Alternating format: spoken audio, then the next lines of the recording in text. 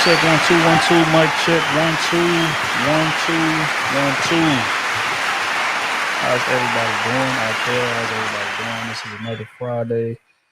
Krew and A couple of boys is running a bit late, but we gonna hold it down, man. What's going on? How everybody doing, man? What's up? Can y'all hear me good?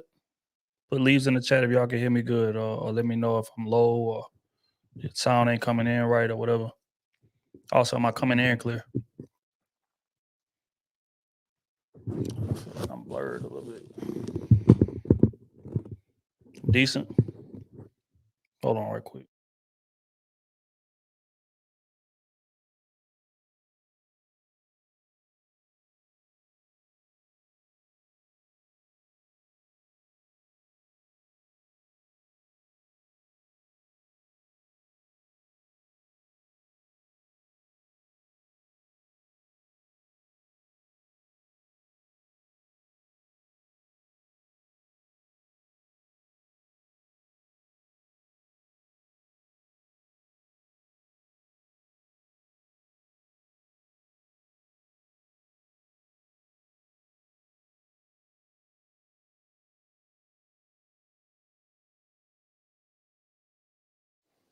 All right, mic check, mic check. Can you hear me? Yeah, nah, I just had to adjust it. My bad. Should be decent now. Put leaves in the chat if you can hear me.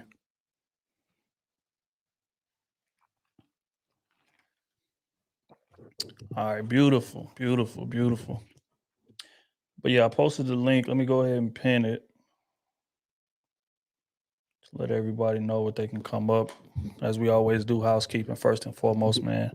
All merchandise is available at crewseason.com. These sweaters, the hats. Well, not these hats, but we got some more made coming real soon, man. They're gonna be super dope. I cannot wait for y'all to see them. But yeah, as far as the other merch, the t-shirts, the hoodies, things of that nature, they are all on the site. We appreciate everybody for tapping in. Appreciate everybody for kicking it with us tonight. It's gonna be a hell of a discussion like it always is, man. Hopefully we can provide some type of value and answer a bunch of those questions that y'all send to us all the time. Hold tight. There go bro right there. Smooth is in the building.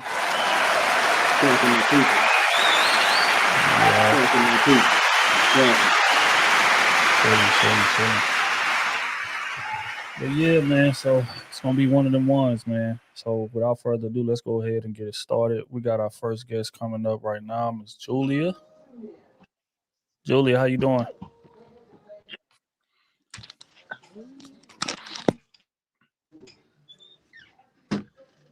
Julia, you there? Julie, you there? I guess not. She must got some stuff going on. Julia, we see you in the back. If you could hear us, just let us know when you're ready. We'll bring you back up. But yeah, Smooth, you good though? Yeah, nah, I'm good. You know what I'm going through, man. Just had a little episode. It's all good. Everybody been asking for you, big dog. So you taking them boys saying they think you done left the group, say you done quit the gang and everything, man. That's what they saying out there, bro. You want to speak to those accusations? Man, look, man. Hey, I wish I can give y'all what's really going on in my life right now, but right now ain't the moment. You know what I'm saying? But I'm going through some shit that most people would never see, never dream, wouldn't want to go through. No counsel for. Goddamn me, just pushing through this shit, being the leader that I gotta be.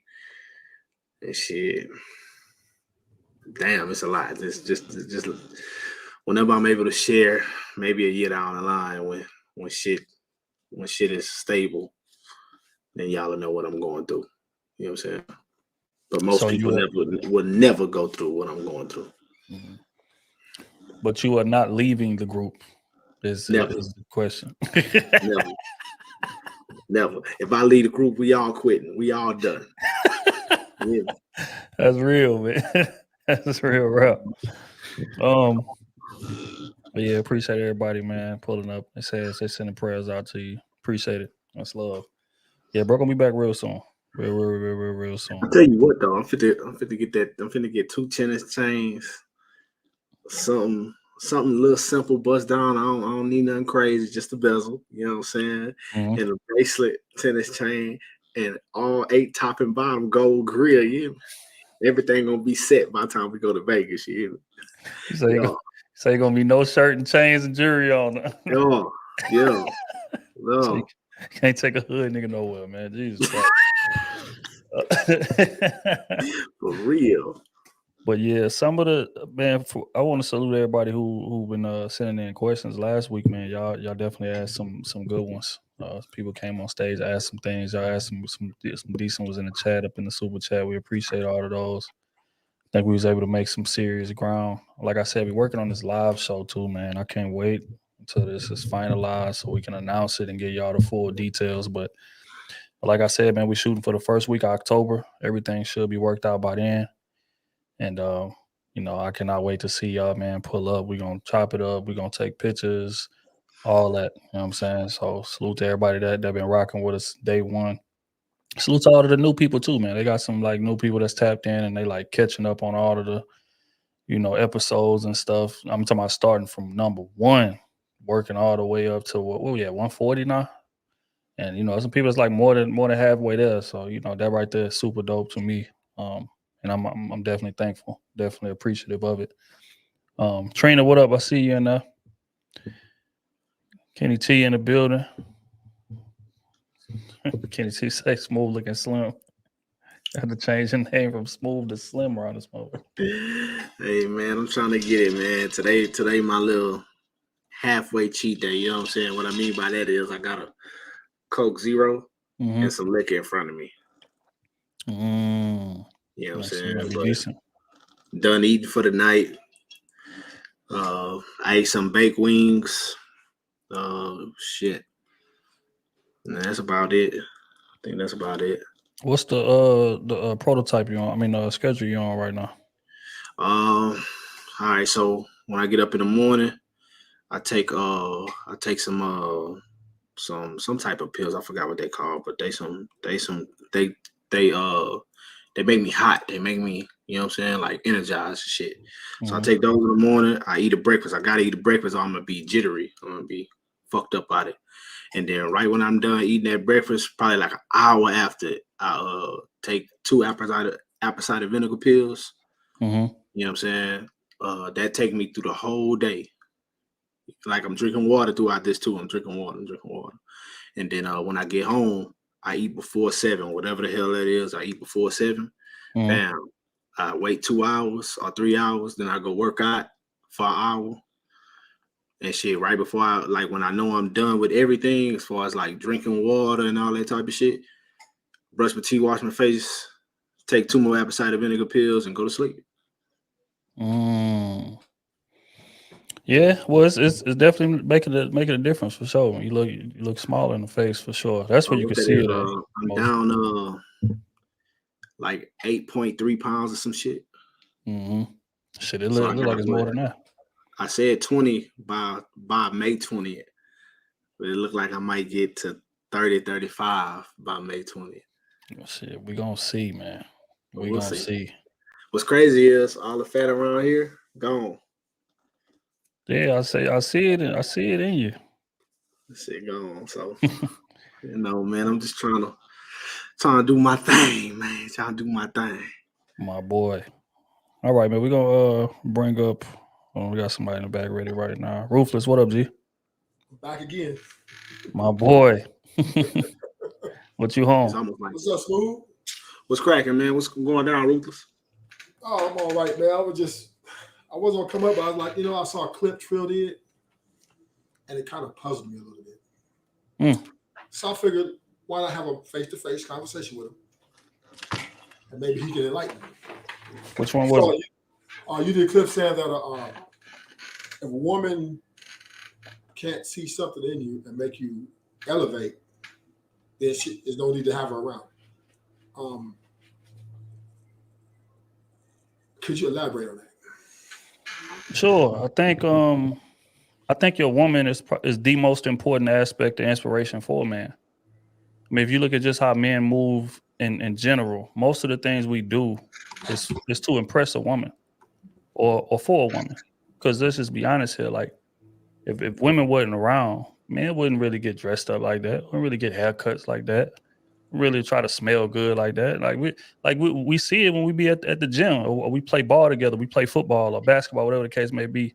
And let's say we gotta go off the grid and practice for 2 weeks, and it's just gonna be the team. Niggas don't be too worried about how they dressing, too worried about how they looking, too worried about none of that. You see what I'm saying? But the second that we going to the club, oh, I gotta go to the barber shop. I gotta stop by the mall. I gotta get some smell goods. I gotta be looking right. I gotta be this. I gotta be that. So I say all that to say, women are inspiration for a man, and these is women that ain't even yours.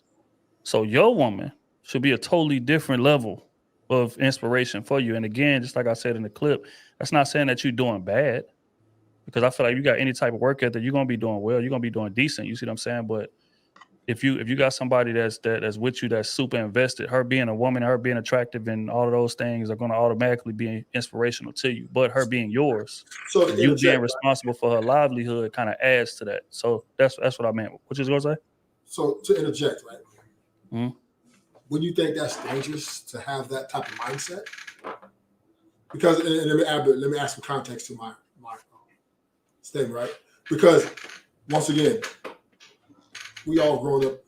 I grew up in the streets, coming up, and once again, I've seen a lot of homies die behind these women, right? I've seen a lot of women deceive a lot of homies, right? Pretended, and then she was messing with his friend, and then I see a lot of deception from women, right? And if one is basically his foundation of his manhood or who he is as a person in this world based totally on a woman's inspiration, wouldn't that be a recipe for disaster? I would say yes, but that's not what I said though. So you said it's total value, or it's total purpose, total inspiration coming from a woman. Just like I said, I think women kind of women can add to your inspiration. So as a man, like if you naturally have work ethic already, you're gonna be doing well single, right? You're gonna be in a decent house, you're gonna be in a decent car, you're gonna be making decent money, or whatever the case may be. But again, when you get a woman and she's the right woman, which means she's paying attention to details, she's gonna make sure you stay on your toes, different things like that. You begin to open your mindset to things that you wasn't really looking at before. Because men are so routine based, let's just keep it G. A lot of us is from the hood, different places like that. So, our goal is just to get into the refinery. If I can get to the refinery, make it $25 an hour, $30 an hour, I'm cool. My life is good. Most people don't aspire for more than that, right? But if you get a woman who's broadening your mind, well, baby, you really good with math. Why you never really tapped into that? Or you got like a business entrepreneurial mind. Why you never got into that? Like, well, you know what? Why don't you just try that a little bit? I mean, I say you could get rid of your refinery job, but just try this. And I think that's the type of inspiration that I'm talking about. Take her away, and his life is still good. Well, But with her, his life is exceptional because he's trying new things, and he's conquering new territory, and he's becoming a more versatile version of himself when you got the right one with you. But okay, going by what you said, if you saying that his inspiration is solely based on a woman, that's it, that's all, that is dangerous. Yes, you're 1,000% right with that. so what you being said, I said you said something to speak to the point that, let's just say a man makes it to the NFL, right? Mm-hmm. And he makes all his money, his fame, and all this stuff. Typically, right, the type of women that he draws, if he draws them during his, let's say, his career, they are definitely after they're definitely infatuated with his success, and the things the potential that they be able to possess as well. Mm-hmm. Now, with the divorce rates being what they are, Trill, and the numbers are pretty damn high, and women 50%. are leading the charge in this field. I want to say to the next question is, do you feel like, because I don't think a woman motivates me to be the man that I want to be, like, or any part. Like, if I just want to be great at whatever I do, it doesn't matter, right? And how I dress and how I carry conduct myself is because it's me, right? Some people like to dress in suits and ties. Some homies like to wear sweats and stuff, but whatever. To each his own. And when you said a woman and comes to you and says, "Well, baby, let's say you got a job at let's say you got a job at Walmart. You're a manager though, Mm-hmm. and then you guys been married or been in a relationship for about 4 years, and she comes to you and say, I think you can do better. I think you can do better with your talents." Is she being selfish because she wants more? Or is it that she just wants you to get more? Is that your? You heard me? Hold on. You are breaking up smooth. You say what? Is that your wife? Wife, or let's say 4-year relationship or plus, either or. Yeah, I say no because for one, if it's not a marriage, the relationship don't count. That's how I see shit. You see what I'm saying? So if that's your wife, which it should be, then that mean that y'all done took vows in front of God. That mean that she just as invested in this union as you are. That means that like y'all both got skin in the game. So I think if you are vetting well enough, then you should be able to tell her intent. Her intent shouldn't be malicious if you vetting well enough. Her intent should be to build this ship. And again, her coming to you and recommending things, it's not saying, hey, baby, you are a failure. It's saying, hey, we already living good. You the manager at Walmart. You managing at Walmart. Well, I mean, it kind of depends on whatever. But let's just say 60, 70. And then she working too, and she making 50. Y'all still living decent. You know what I'm saying? But what she may be saying is, well, baby, your focus is on that, but you're more skilled at this. And a lot of times it takes people on the outside to bring that type of thing to you. Because like I said, men fall in love with routine and we get a bit complacent.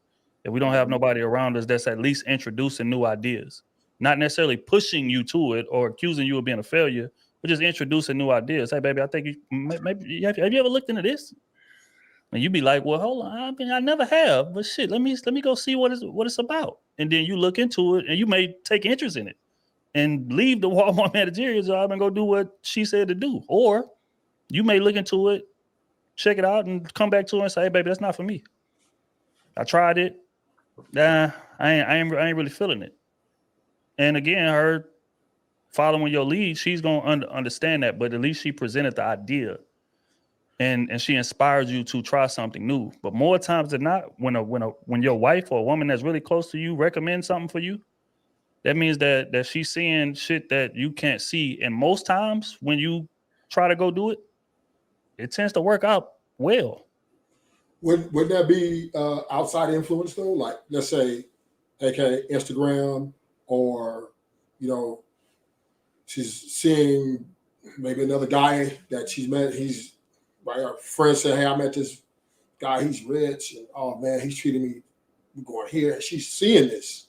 Mm-hmm. She's like, "Ooh, right? I want that." And basically, she's gonna think, or maybe I need to I'm not gonna just leave him, right? I'm not gonna just leave him right now. So I'm gonna give him a chance. So I'll come to you and say, hey, you can do better. I believe you can do better, right? Because now she's being selfish, right? Now she's thinking of what she's seen, what's out there, and she wants it. But she doesn't really want to leave you right away because then, like, she has a little bit of feelings for you. She like you.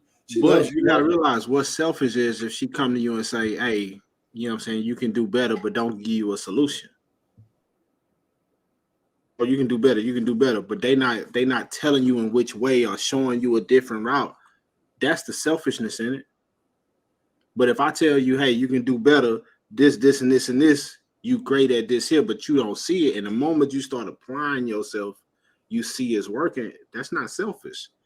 That's pulling out of you what you don't see. Yeah, but right. But what's the saying, Smooth? Wouldn't that be? I'm just saying her ambition and she's inspired is from an outside influence. Like we're doing, like Krew said, we're doing good, right? Let's just say she got a brand new electric car, Tesla, right? Yeah, but everybody's inspired I by outside influence. got Everybody a, is. I got a 4 truck. We got a 3-bedroom house. You know that we got a mortgage. We making money. We're doing good, right? We're doing we're not wanting for nothing, right? Yeah. She comes to me and says, you know, I feel you can do. I feel you can not we. I feel you can do better. Mm-hmm. But this is a we relationship. We're in a marriage, right? And we're combining as one. We work as a team. And at this point, we're happy. Now you're telling me, well, I want more. Yeah, but the difference in that is if it's only on your side. Say she only pushing you and you not pushing her. Then it's selfish. Like you need to be looking at the intent involved. But I'm And happy though. I do the same with you. But I'm Like if I happy see though. you I'm can cool. improve, like you, like if you can see your woman can improve, and you go to her and she give you pushback, then you know it's selfishness involved or laziness involved. But you want to push me, but you don't want me to push you, right? So it's different. Like if both of y'all reciprocating the same energy, because that tells me both of y'all got one goal in mind. Now one of y'all may be stronger in something, and the other one may be weaker, and vice versa. That's gonna always happen. You're not gonna be the same as your partner. Can we say the man she married, right? Mm-hmm. Which is me, exhibited all these attributes before we got married. This is why we got married, right? Right? We got married because she knew I was she's attracted to a man who's ambitious. Mm-hmm. And I kind of just said, but not to see here's where it's dangerous here, right? Because not to leave me, I don't want to if I'm making 65, 70 bands a year, okay, and okay, I haven't now I maybe try a few businesses, they failed. And I just say, you know what? As long as we can put money away for this and this and that, and as long as we can not one friend, okay, we're gonna have I say we stay here with your 50,000, that's 150,000. I feel like we're stable. And if she comes now, if she's out been influenced once again, right, by the devil, right? Outside influence, Instagram, the dude, or maybe some friend, like it's all those outside influence. Now she's getting into her own head, right? Saying, man, I want that. I know I'm cool with the Tesla, but I want a Bentley, I want 4 bedroom, I want, those are the things she's thinking. So she comes to me. If she comes to me and says that, right? I'm gonna say this before the question, right? Wouldn't you consider that a red flag? No, because at the beginning of the relationship the red flag in it would be if I was comfortable with what I was doing forever, right? Now, if we talking marriage, obviously it's a forever thing. You don't want it to be one place all the time. That's just not how this shit works. And if you're not elevating, of course you should be looking at your situation like, what the fuck am I doing here? Right? Because if y'all at 150, what if y'all at 150 for 10 years straight? Y'all stagnant. Y'all cool. Y'all living better than, a lot of people. That's 15%. That is true. But you gotta realize when it's time to retire, only one person can live off that 15%, baby. Well, if we both do what we like I'm saying, we both responsible adults, right? We already doing the mathematics. Yeah. So we can make it and be decent, right? On a retirement level. Plus you probably, whatever. So all I'm saying, okay, so I just feel like, and then I'm coming like this, right? Instead of her coming to me, talking about how I evaluate myself, right? If she feels she wants more to agree where she wants to be more, maybe she should. No, I don't want Ella. No, that wouldn't work. But look. But you got to. I know what you're trying to say. But most women, for real, like a woman under leadership, like true leadership, great structure, she's not gonna make a play without you. You know what I'm saying? I can give a fuck where it take y'all. It could be a power play. She's not gonna make the decision to say, "Hey, baby, I'm doing this with or without you." She's not gonna make that decision like a man would do. You get what I'm saying? Mm-hmm. So for her, it's on her to come to you like, "Hey, I see this. This is what I want. I know we can grab it if we do this, this, and this, and this." You get what I'm saying? Now it's on you as a man. You make commitments to this woman. Hey, Let me find a way to deliver. I hear you. Let me find a way to deliver. You get what I'm saying? And that's not to say you can't use her to get to that goal. We think selfish on some, damn, she coming to me and I gotta deliver. You get what I'm saying? You can be the one to pressure, right? The plan and she put it in motion, and vice versa. You just gotta understand how to use your partner. But that's applying pressure, right? Nah, it ain't applying pressure. It's saying I want this and I know we can go get it. Like my situation, right? I want $1 million crib. My wife don't give a fuck about that. Don't give a fuck about that, right? But I know I want that, and I know, in a sense, in the next 3-4 years, we can put our hands on it. You get what I'm saying? But I know my wife is really great with numbers, like otherworldly with numbers. I can go to her and be like, hey, does it make sense numbers wise? Can we handle it? I know we can get it, but can we handle it? And that's what I use my wife for. Not only, but my wife in her own right make a lot of fucking money, make a whole lot of fucking money. So it helps. You get what I'm saying? But I use my wife in my strengths. I understand what you're saying, right? I mean, so the numbers are going against what you're saying, though, right? And I understand exactly what you're saying. Mm-hmm. I'm not saying that you're wrong in a utopia, right? Yeah, but the numbers, you're right. In the grand scheme of life, the percentage numbers, right? But the percentage numbers, right, of the rate of failure right now in a relationship. That's right. You're right. The rate of failure is saying that the women are applying pressure, mm-hmm. right? And after this, if this pressure is not met to a degree, they're leaving you. She married the wrong man. She married the wrong man. I can't blame her. Look, I can't blame her for wanting to leave when she come to you and ask you, hey, I need this, and this, and that, or I see we can do this, and this, and that, and she coming with solutions, and you not trying to deliver. You just like, hey man, we cool right here. I can't blame her for wanting to leave and go try her head at something else, because she didn't marry into stagnation. She didn't marry into that. She married into, my man is a leader. My man is ambitious. My man gonna take my word for counsel. All these type of things, and for you to just shun all that off just because you know you good. Like for the man, yeah, we good, baby. We live a great life. But in her opinion, baby, we living good. But I know we can reach the next level. You can't blame her for that. You can't, because if it was you leading the ship, which it is, and you wanted to go to the next level, she's not gonna say, hey, we cool here. She's not gonna do that. She gonna say, hey, baby, let's ride. So how is it faulting on her end when she come to you like, hey, baby, look, we can go do this shit right now, and I can help. That ain't that. In my opinion, that's not wrong. That's saying, hey, what's up? Now, if you feel like, hey, we're a year away from that, then y'all had that counsel and that dialogue.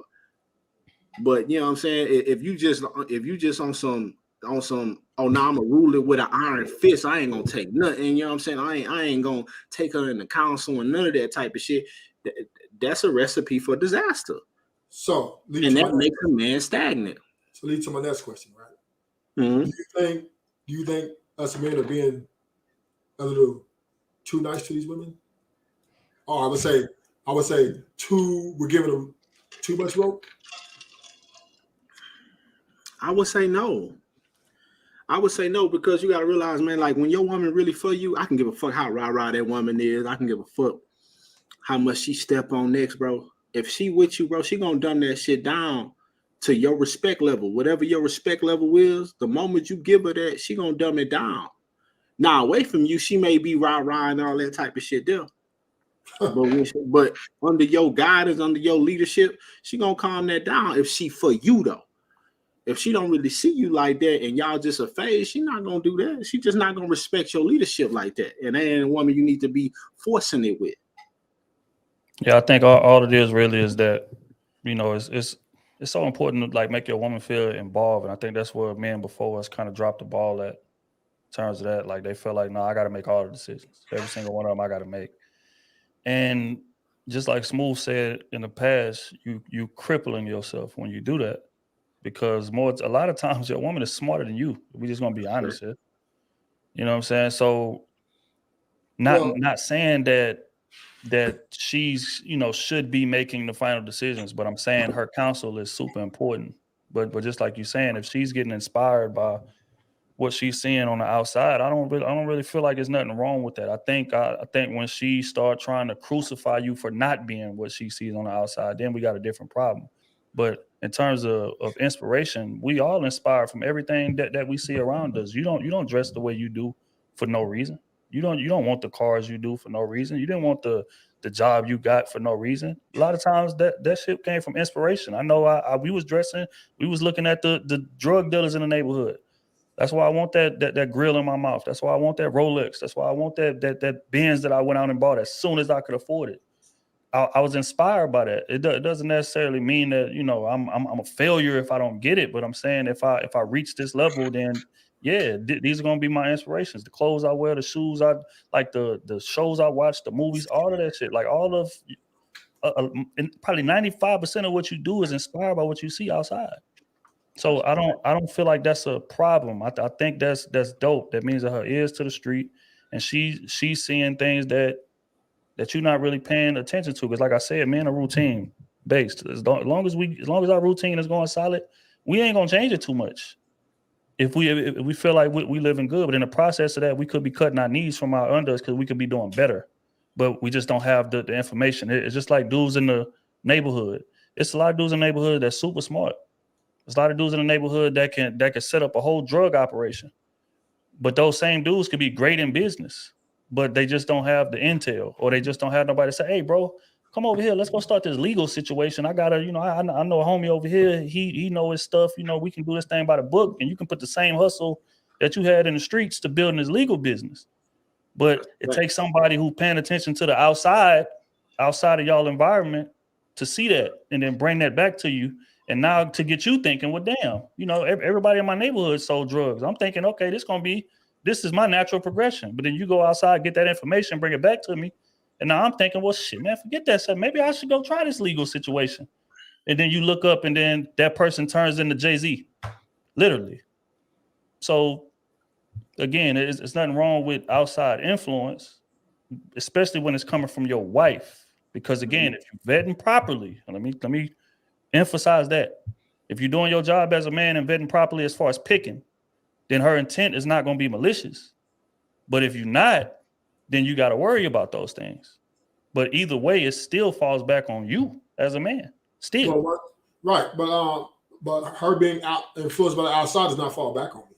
But what falls back on me if I let her with her outside influences come in and influence me when I don't feel it's healthy or it is feasible for us to move in that way, being, let's just say, once again, Walmart manager, right? I'm working 56, 57 hours a week. I'm coming home, and I'm not saying that I don't want to do better, right? If there's an opportunity to make more, get to the bag more, you better believe I'm going to take that route. But at the same time, I'm not going to take it at the expense of my family either, though, right? I'm not going to take it at the expense of, well, I'm going to neglect my house either.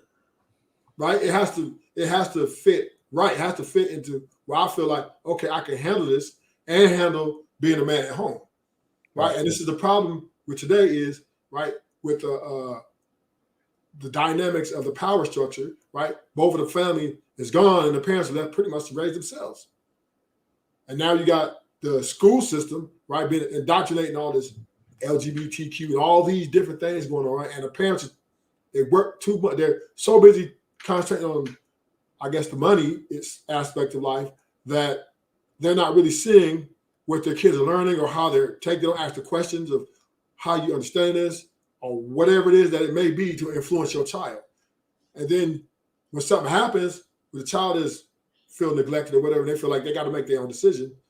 Then, right now we're shocked. Like, oh, this is my little boy. This is my little girl. How did they do that? So back to the point is, all I'm saying is, when we're building together that family, and we got that family together, and we're in a situation to where we don't want for nothing, but you want more, right? I hear you out. I listen to you. You know what I'm saying? But because of my experience over you, and I'm smarter than you, you're not smarter than me, right? You might know maybe your field better than me, But I understand the big picture. I understand the aesthetics of raising a family, and understand that it takes two to make this household function in a, I say, healthy manner, to where the kids are getting the proper amount of attention that they need.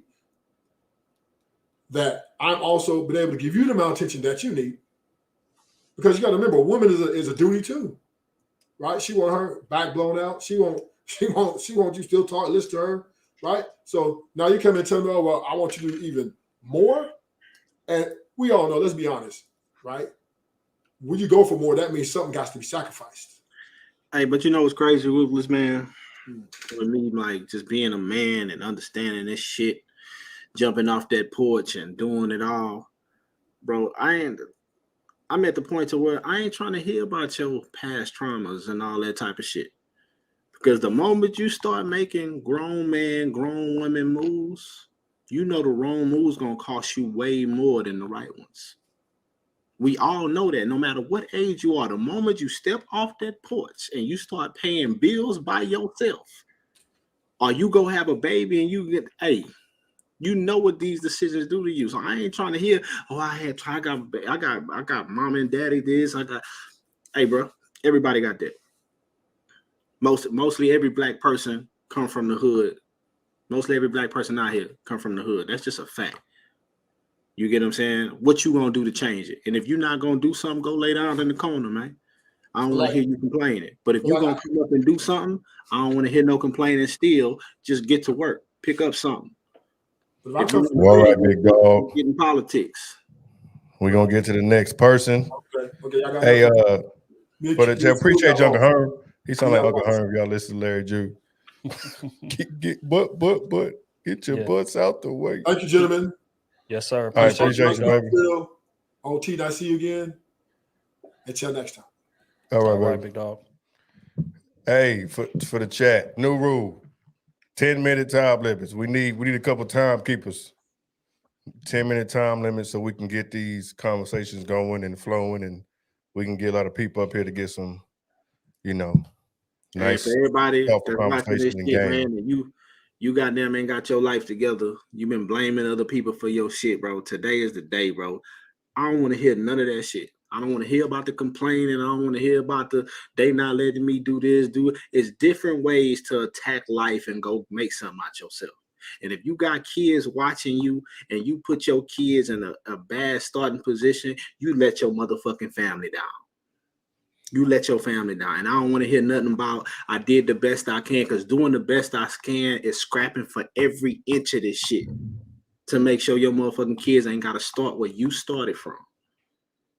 So I don't want to hear nothing. I don't want to hear no grandmothers. I don't want to hear no goddamn granddaddies. I don't want to hear nothing about nobody, complaining about nothing. Go put the work in and make that shit happen. Even if you got to move away to make it happen, bro. You get what I'm saying? Even if your kids is older now, you know what I'm saying? Like, hey, show your kids, hey, bro, I can go put this work in just like you. Fuck all that complaining shit, all that shit dead. You want to go be something, go do the shit, make the sacrifice. You sacrificing to go to the club, you sacrificing to drink, you sacrificing to smoke. You know what I'm saying? But you can't sacrifice to give up a year, 2 or 4 years of your life to put your family in a better position, to put your kids in a better position. So I ain't trying to hear all that complaining shit that's dead with me. If you're going to come to me complaining, you talking to a brick wall. I don't even want to hear that shit. Smooth is back, man. Talk to him, Smooth. Real quick before we go further, man, I'm going to pay a couple bills, man. Tanya in the bill with 20 ball. Says you just praying for Smooth, man. We appreciate it. It's love. Appreciate you. All right. We got Amaja with the 5 ball. C-Moss. Appreciate you. Appreciate you. That's love. We need a symbol for the time, for the timer. When the time up, we need a symbol so y'all can start. Just throw leaves in the chat. When the time is up at 10 minutes, just throw a bunch of leaves in the chat. We're going to get them up out of there. I'll get her up out but the leaves, they be showing us love, so I don't want to confuse it. Well, throw clocks in there. Throw a clock in the if you got a clock emoji, just flood it with the clock. Yeah. If they got a clock emoji, put a clock. Man coming in. Nah, it's all good. All right, man. We're gonna just posted the clock emoji right there. So the next person we bring up, 10 minutes, get them up out of there. See, look. We got the time emoji. There we go. Clock. There it is. There it is. Bet. All right, man. We're gonna bring up our next guest, man. Miss Callie girl, how you doing? What's up? I'm back, you guys. What's up? What's up? I came because I have a complaint for Smooth. Let's go. I'm just kidding. I like that. I'm just kidding. I came on here last week. I know you guys remember me, but this week I just wanted to ask a couple of questions, like not really relationship related, but can you give me the history behind like Krew season, like the choice of the name? Like, what does that mean as far as like when you guys started to brand this platform? That's a good question. Krew season. Well, first off, we used to go by Krew back in the day. The Krew or whatever. You know what I'm saying? That's what we used to call ourselves. Like that, either they part of the crew or they not, blah, blah, blah. Like it's that, right? But then we was thinking of a name. We was trying to figure out a way to incorporate it. And, you know, we was throwing a bunch of stuff around. And he's just like, you know, at the end of the day, like we was like, man, like real ones is always in season. We always pride ourselves on being real ones. You know what I'm saying? Balance, that's going to be able to give it to you raw, uncut, unfiltered, and you're going to be able to take something from it and apply it at the end of a conversation with us or just hanging around us. If you know anybody that had never hung around us, they all say the same thing. It's, oh man, it's just such an experience. It's so cool. It's so chill, you know what I'm saying? And they learn stuff at the same time. You see what I'm saying? So just kind of combine those. Like real ones is always in season. So Krew season. And then, you know, as far as the logo, you know, we was trying to find something that was in line with season. And my favorite leaf is the maple leaf in terms of the aesthetic. Right. So it just kind of fell. It just kind of went. A little backstory about us. Like we all been knowing each other since grade school. This is my real cousin. And, you know, Smooth and Kenny, I met them 8th grade, Smooth, 9th grade, Kenny. That's my brothers. That's my blood brothers. It's my blood brothers right there. Yeah. So, you know, at the end of the day, man, like we done been rocking a long time. So us doing a podcast was just a natural progression. We was always having these conversations anyway, whether it be at kickbacks or domino games or spade games or different things like that. We'd be talking about relationship stuff. And some of it we'll capture, you know, back in the day, we put it on Instagram. I think they had like a 15-second timer or something back then. So we'll capture a little bit of it and put it up. And they'll be like, man, what the rest of the conversation at? And we'd be like, well, we wasn't recording no full situation. We was just, you know, just chopping it up a little bit. And boy, I said, man, y'all need to da.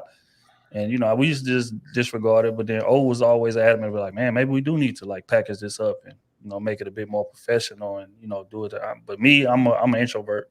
So I was like, I ain't really feeling that. You know what I'm saying? Whatever. And then eventually I just caved one day and, you know, we bought a camera and, you know, nobody knew nothing about no recording equipment, no audio, no video, no none of that, man. We just bought a camera, press record, rounded up some people we knew, sat them down, press record and threw a topic out there. And then put up our first video. We clipped it, put it on Twitter, and it had decent traction. So it's like, damn, people really do want to see this. So then we just kind of kept going. And then you look up, and here we are, 5 years later, 5 years later, something like that. So, and it done turned into, you know, what it is. But before, you know, it wasn't a podcast. It was just like a kind of a battle of the sexes, gender war type show, you know, where we'd be debating topics with women. Each of us would be sitting next to one, you know, we debate the topics or whatever. And then after a while, it just got a bit too difficult to keep up with.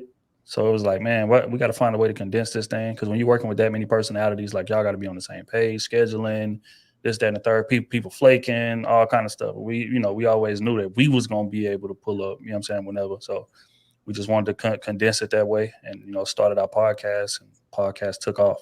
So that's the origin of it. I mean, it's all organic. You know, it wasn't well, he got a following. Let's link and do something. It wasn't that. You know, we was kicking it long before these cameras cut on, and we're gonna be kicking it long after they go off. Yes. So that's the grass in the background too is related to your organic theme. Well, I wouldn't say it's related to the organic theme, but it's in line with season, though, Krew season. Okay. Yeah. And then one last question. Do you know that picture that's in the back behind you guys? Who is that? What is that of? It's from Pimp C, Chad. Yeah. We are from we are from Port Arthur, Texas. So, you know, if you know anything about Port Arthur, you know UGK. I don't know anything about Port Arthur. I hear you guys call it a lot, but it's just your little hood. Yeah, it's our city, man. And you know, one of the most prominent rappers from there, named Pimp C. MC. He's a part of UGK. Bun B was just, that they formed UGK and they from Port Arthur. So that's a picture of Pimp C, man. Pimp C, is kind of like our spirit animal to an extent. You see what I'm saying? Right. So I like it. I told them last week, I just tuned in and maybe like 2 months ago. So I've been catching up on some of the older stuff. OT, definitely. I've seen you evolve from then to now. So I like the way you're potting these days. And Appreciate you. Thank you. That's good to hear. Cause I ain't gonna lie. I do try. I honestly do. And Hey, even though Smooth gave me terrible advice last week, I still love the platform. I was like, really? But it's cool. Like, I like to hear the other opinions. One other question, like, how are you guys dealing with all your little trolls? Like, I see so much comments, I'll go and check, and you're really like advocating across the board. You're not just one of these woman bashing platforms. So there's a lot of dudes getting kind of upset with you guys. How are you dealing with the backlash? Hey, I love the hate. You hear me? I thrive in the hate. I thrive in the darkness. You understand me? If it's up to me, I would rather hear all the hate at all times. Yeah. Because that's going to make you want to be madder. So, fuck. The crazy part is when we first came out, they said we were a woman bashing podcast, especially me. I was the villain of the podcast. Probably still kind of is, but I was the villain of the pod. They didn't like my opinion. They felt I hated women. I was a part of the He-Man Woman Haters Club, like all of that. And then I honestly feel like the hate was more loud when it was the women. The men, they're going to say what they got to say. But at the end of the day, there's going to be some point in time when this advice is going to work. And they're going to need these tools because it's going to be time for you to settle down, get a real woman, get out the streets. When I was in the streets, if I heard this, I ain't going to lie to you. I would have been like, man, I see it. But it's real game. You know what I'm saying? Like, it's the truth. Like, we need to be listening to our women. We need to be better communicators. We need to be like taking the time when we're pleasuring them, taking the time and not being selfish. Like, there's so many things that we can do better at, and all at the same time, this is going to help our women as well. So, all right, look, they saying your time up, but the last thing I'm gonna leave you with, like a lot of people don't know, but we was reluctant with starting the podcast for real. Like we was like, It took us maybe about 8 months to actually be like, all right. And then when we got down, start laying it, the shit just started unfolding for us. It's a hit. I love the brand. Keep it up, you guys. Yes, ma'am. Thank appreciate you. Take it easy, man. We appreciate you coming up with kicking it with us. Yeah, man. The hate, man. I don't mind it, man. I because I understand what it comes with. I tell people all the time, man. I'm from class of 09 Twitter.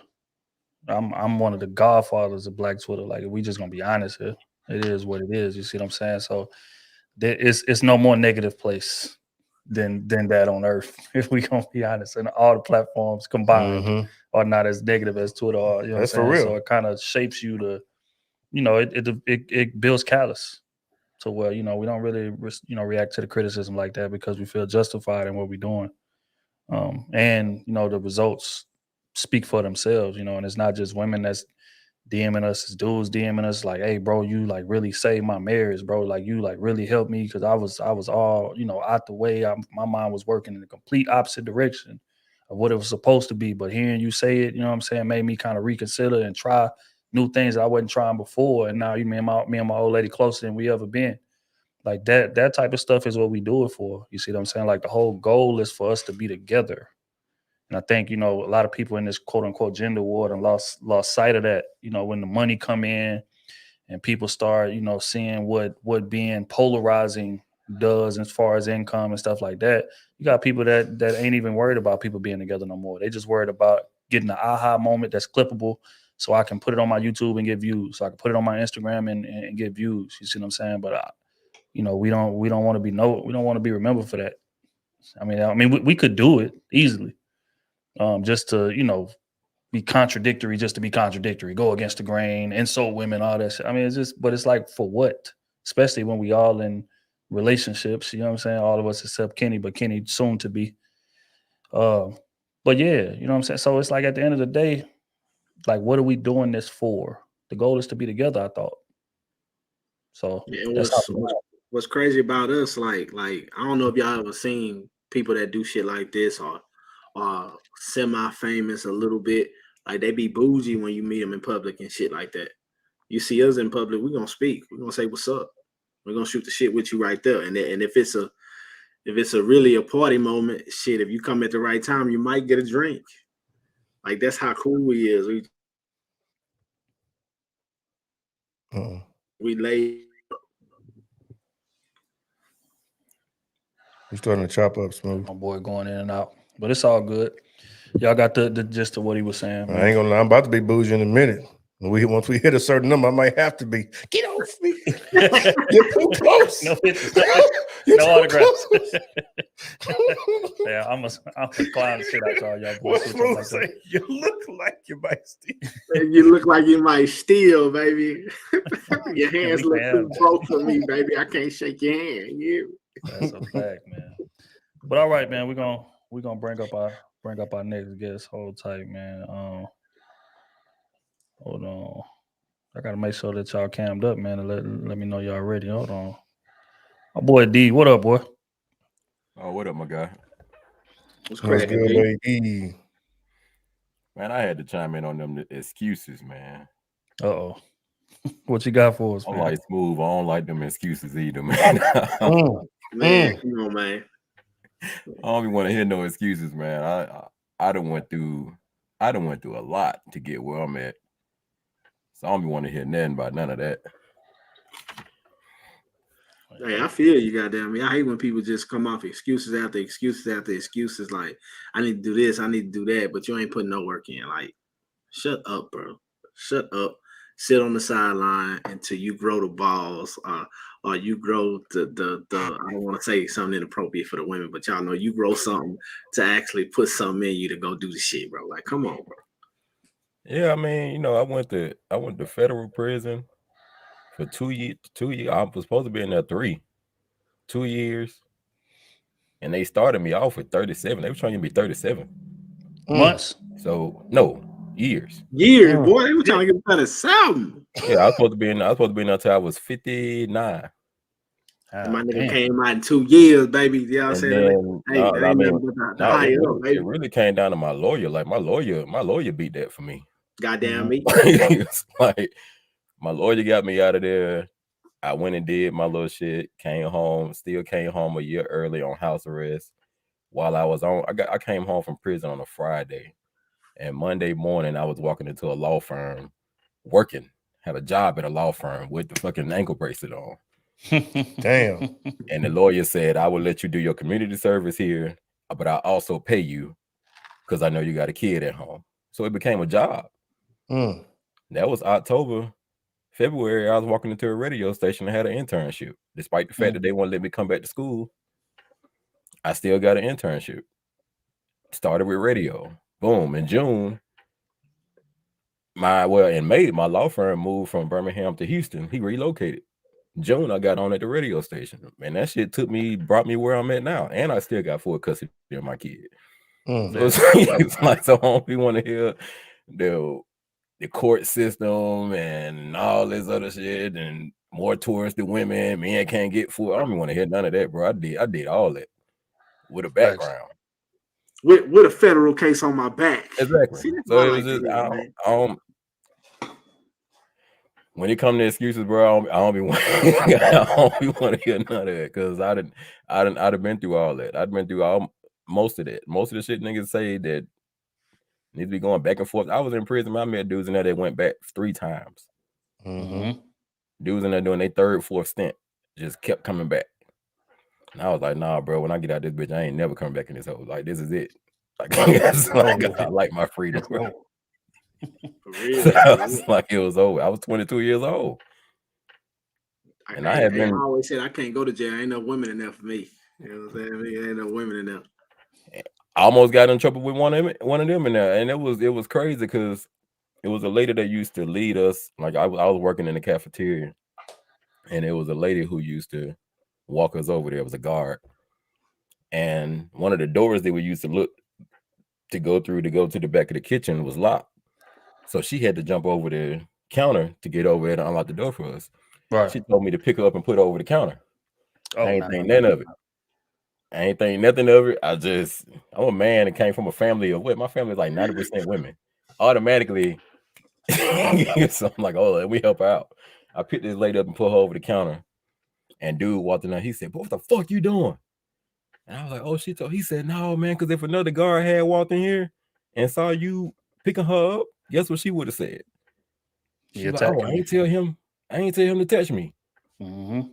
And that was one of the lessons that I had to learn when I was in there. Like, you know, no matter how cool they are, they ain't on your side. When they come down to it, you know, they gonna fuck you over to keep their job.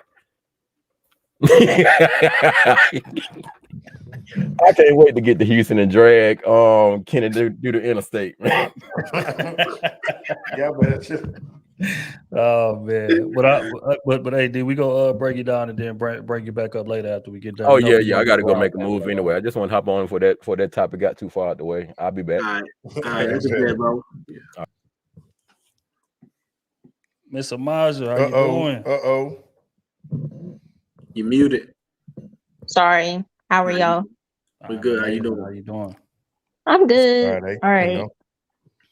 So I guess flashback Friday and, you know, down to memory lane. Can y'all tell us about a situation where y'all had to, like, you know, turn down a girl because y'all just was not really into her like that? You know, and this is before y'all met y'all wives and y'all's, you know, current situations. Like, you know, just that one time you'd be like, oh my God, you know what? It wasn't once. I can't. It's a couple times. You can't count on your hand how many women you got to turn around. Yeah, some women are just bad for your energy, bro. And it ain't worth the ass to But get you don't remember like one situation back in the day, like I can't. Yeah, I do. It was one time that we was in the club, and this girl sent her friend to come, like, hey, you know, my friend asked, you know, is you single or whatever the case may be. And you know, I was like, you know, yeah, you know what I'm saying? So, you know, what's up? So she was like, well, you know, she interested or whatever the case may be. But the problem is that the friend she sent over was better than her. So I told the friend that she sent over, I said, hey man, you know, I respect, you know, whatever, but I want you and instead of her. So she was like, oh my God, you can't do that. Like, she really like you. I'm like, well, I mean, my answer is my answer. You can spend it how you want to. So she went back to her, talked to her, whatever the case may be, and I ended up getting the friend that she sent over number at the end of the night. You know what I'm saying? So yeah, I mean, situations happen like that. I remember one time when I was in school, like there was a girl, we used to go to UIL events and like compete academically and stuff like that, right? So, but we'll all be sitting in this big ass auditorium. So it'll be a bunch of different schools in one auditorium because we all competing against each other.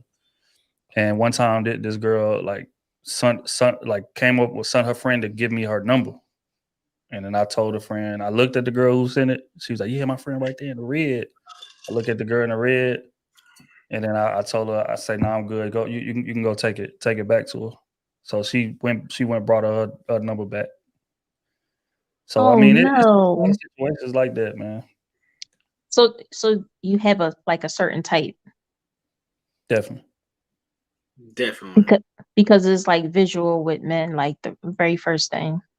For sure. But also it's like aura and self-esteem as well. Like you could tell somebody's self-esteem before they even open their mouth by how they dressed, like body language. Yeah, body language, like they gravitational pull on the room, all of that. You see what I'm saying? You got some people that just not lack confidence, they be in the corner hiding somewhere, and then you got others who are just, you know, self-assured. So they, you know, good wherever they at, and it's typically that they got a damn group of people surrounding them, they talking, you know, whatever the case might be, but just flowing. It's lightness, it's confidence, and that's attractive. But you know, looks definitely play a role because that's the first thing we see. So I mean, if you are unattractive, then I'm not paying attention to the rest of that anyway, if we're gonna be honest. So it is what it is. The other two, are y'all good? No stories? G14 classified. I mean, it's all similar, you know. Okay. I can't just say one, just, I don't know.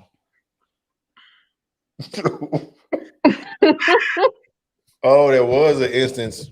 Well, I don't think she was just trying to holler. It was somebody from the timeline.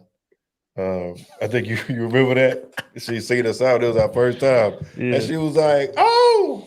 And I turned around like, who is you? She was like, I'm such and such. And I was like, who? Who? Man, when that boy get drunk, he get hilarious, man. Who? Nah. But yeah, I mean, you know, it's a risk, man. You know, when you approach somebody, like, men know the risk because we gotta deal with that a lot. Because more times than not, like, we the ones doing the approaching, but women don't. You see what I'm saying? So if you like, you know, deny a chick, like she liable to wild out, or she liable to call you gay or some crazy shit like that, and try to hate on you with all her own girls and stuff like that. To where it's like, men, let's say one of us go over there and try to shoot at a chick and get curved or whatever. Like, we ain't gonna block our man from, you know what I'm saying? If she like the homie, just say, hey bro, she wants you. And then that's that. You see what I'm saying? But with women, it don't work that way. Like, they be trying to block for, like, so even the girl that I was talking about, like, she felt bad going over there to tell her that I wanted her instead of the friend. And it's like, why? You see what I'm saying? Like, everybody ain't. We probably ruthless because we could go over and laugh. If she wants you there, you right? The real nigga, right. Like, we gonna throw some sauce on it. You know what I'm saying? Like, we make fun with it, but women take that shit serious, boy. Man, that's a fact. Yeah. I've been turned down a few times, like, but it hurts. So I understand what a guy goes through when he gets turned down and gets rejected. So. But you know, a guy with confidence, it don't hurt him. Because a guy with confidence, we used to no's. We used to that. Right. Now, it's a bonus if you say yeah and then you get to no's, but the no is just, all right, cool. Especially if he knows it. Like, you're going to see the aura. As soon as you say no, as that night go on, you're going to see the aura in the room. And then you're going to regret that no. That's how it works. But for women, shit, I care less. Where her confidence at? You tell her no, she want to leave the club that right now. We got to go somewhere else. Well, yeah, I think, you know, also, man, don't let her be the driver. You know, like, everybody can go home. Bro, you know, man, to just be the driver, he curved. Oh my Lord. The whole party ruined. But no, I mean, the dope part about today, man, and I'm gonna wrap this up. I know they saying I know, time. Yeah. Mm-hmm. The dope part about today is you don't even gotta put yourself out there like that no more, because they got social media and stuff like that. So, like, if somebody's feeling you and you, like, replying to their Instagram story or you comment or something like that, like, they gonna give you some type of rhythm back to let you know, okay, hey, I'm interested. But or if they not, you just gonna get a double tap and they gonna keep it pushing. So a lot of times you can kind of get a glimpse of what your chances are. You know what I'm saying? Right. Depending on, you know, how many times you do. Because if you do it 2-3 times in a row and they ain't gave you no rhythm at all, it's a no harm, no foul situation. You didn't really make yourself vulnerable in that case. You just responded to what they was doing and hoping for a lengthy conversation, and they replied with one word or a double tap. So it's like, okay, bet, I got my answer. Compared to back in the day, you had to go up like with an elevator speech. Hey, man, I think you're gorgeous. My name is such and such. What's your name? And you might get curved crazy. Like, and that's real, like, vulnerable, right? Especially when our homegirls around. So, you know, a lot of people, you ain't even got to do that no more. So that's why I don't even understand why people are so scared to shoot their shot, because you could do it without really shooting your shot. Yeah, or they could just do it like one-on-one instead of being around. You know, like a guy, he could just be by himself, and it could be a woman that's by herself. Right. You know, but yeah. All right. But that's all I wanted to add. So happy Friday. You know, enjoy your weekend. And you too. Okay. Crazy goddamn. Yeah, man, y'all gotta stop being so scary, man. Shoot y'all shot if y'all want these people, bro. All right, we're gonna break up our next guest real quick, man. Screen a little far away. I can't read. Renee, how you doing? You know how we rocking. You gotta turn that camera on, Renee. See the cam up. My hair not on. No, we don't care about nothing about that. We don't care nothing about that. We real on this end. We real on this end. We real on this end. That ain't nobody gonna judge you. I don't care nothing about that. Throw that camera You on. need to turn off that TV or whatever you got in the background. Turn off the TV. We don't care about your hair not being combed. We don't care about them nails not being done. Come up here and talk your shit. All right, man. Well, You're yeah, messing hey up the y'all. broadcast. Those rules, man. Y'all heard the boys, man. Y'all You're gotta be messing up cammed the up, man. I know y'all broadcast, be man. trying to come up here and be Please fly and stop stuff like being that. scared, bro. Like, hey, you on the Krew season shit, man. Hey, people don't give a damn about that. They came here for conversation to get the real. God damn. Matter of fact, next person come up here not cammed up, we banning them. Bro, I can't be so extreme, bro. Always, man. Hey, we banishing your ass. You want to ban them? Come on. Hey, throwing their ass straight to hell. You hear me? Straight to the devil door. There you go. Lord have mercy, man. Here's a question that I got for y'all. I just thought about this while we was Come on, let's go. like how much responsibility do y'all put on the man for a failed relationship?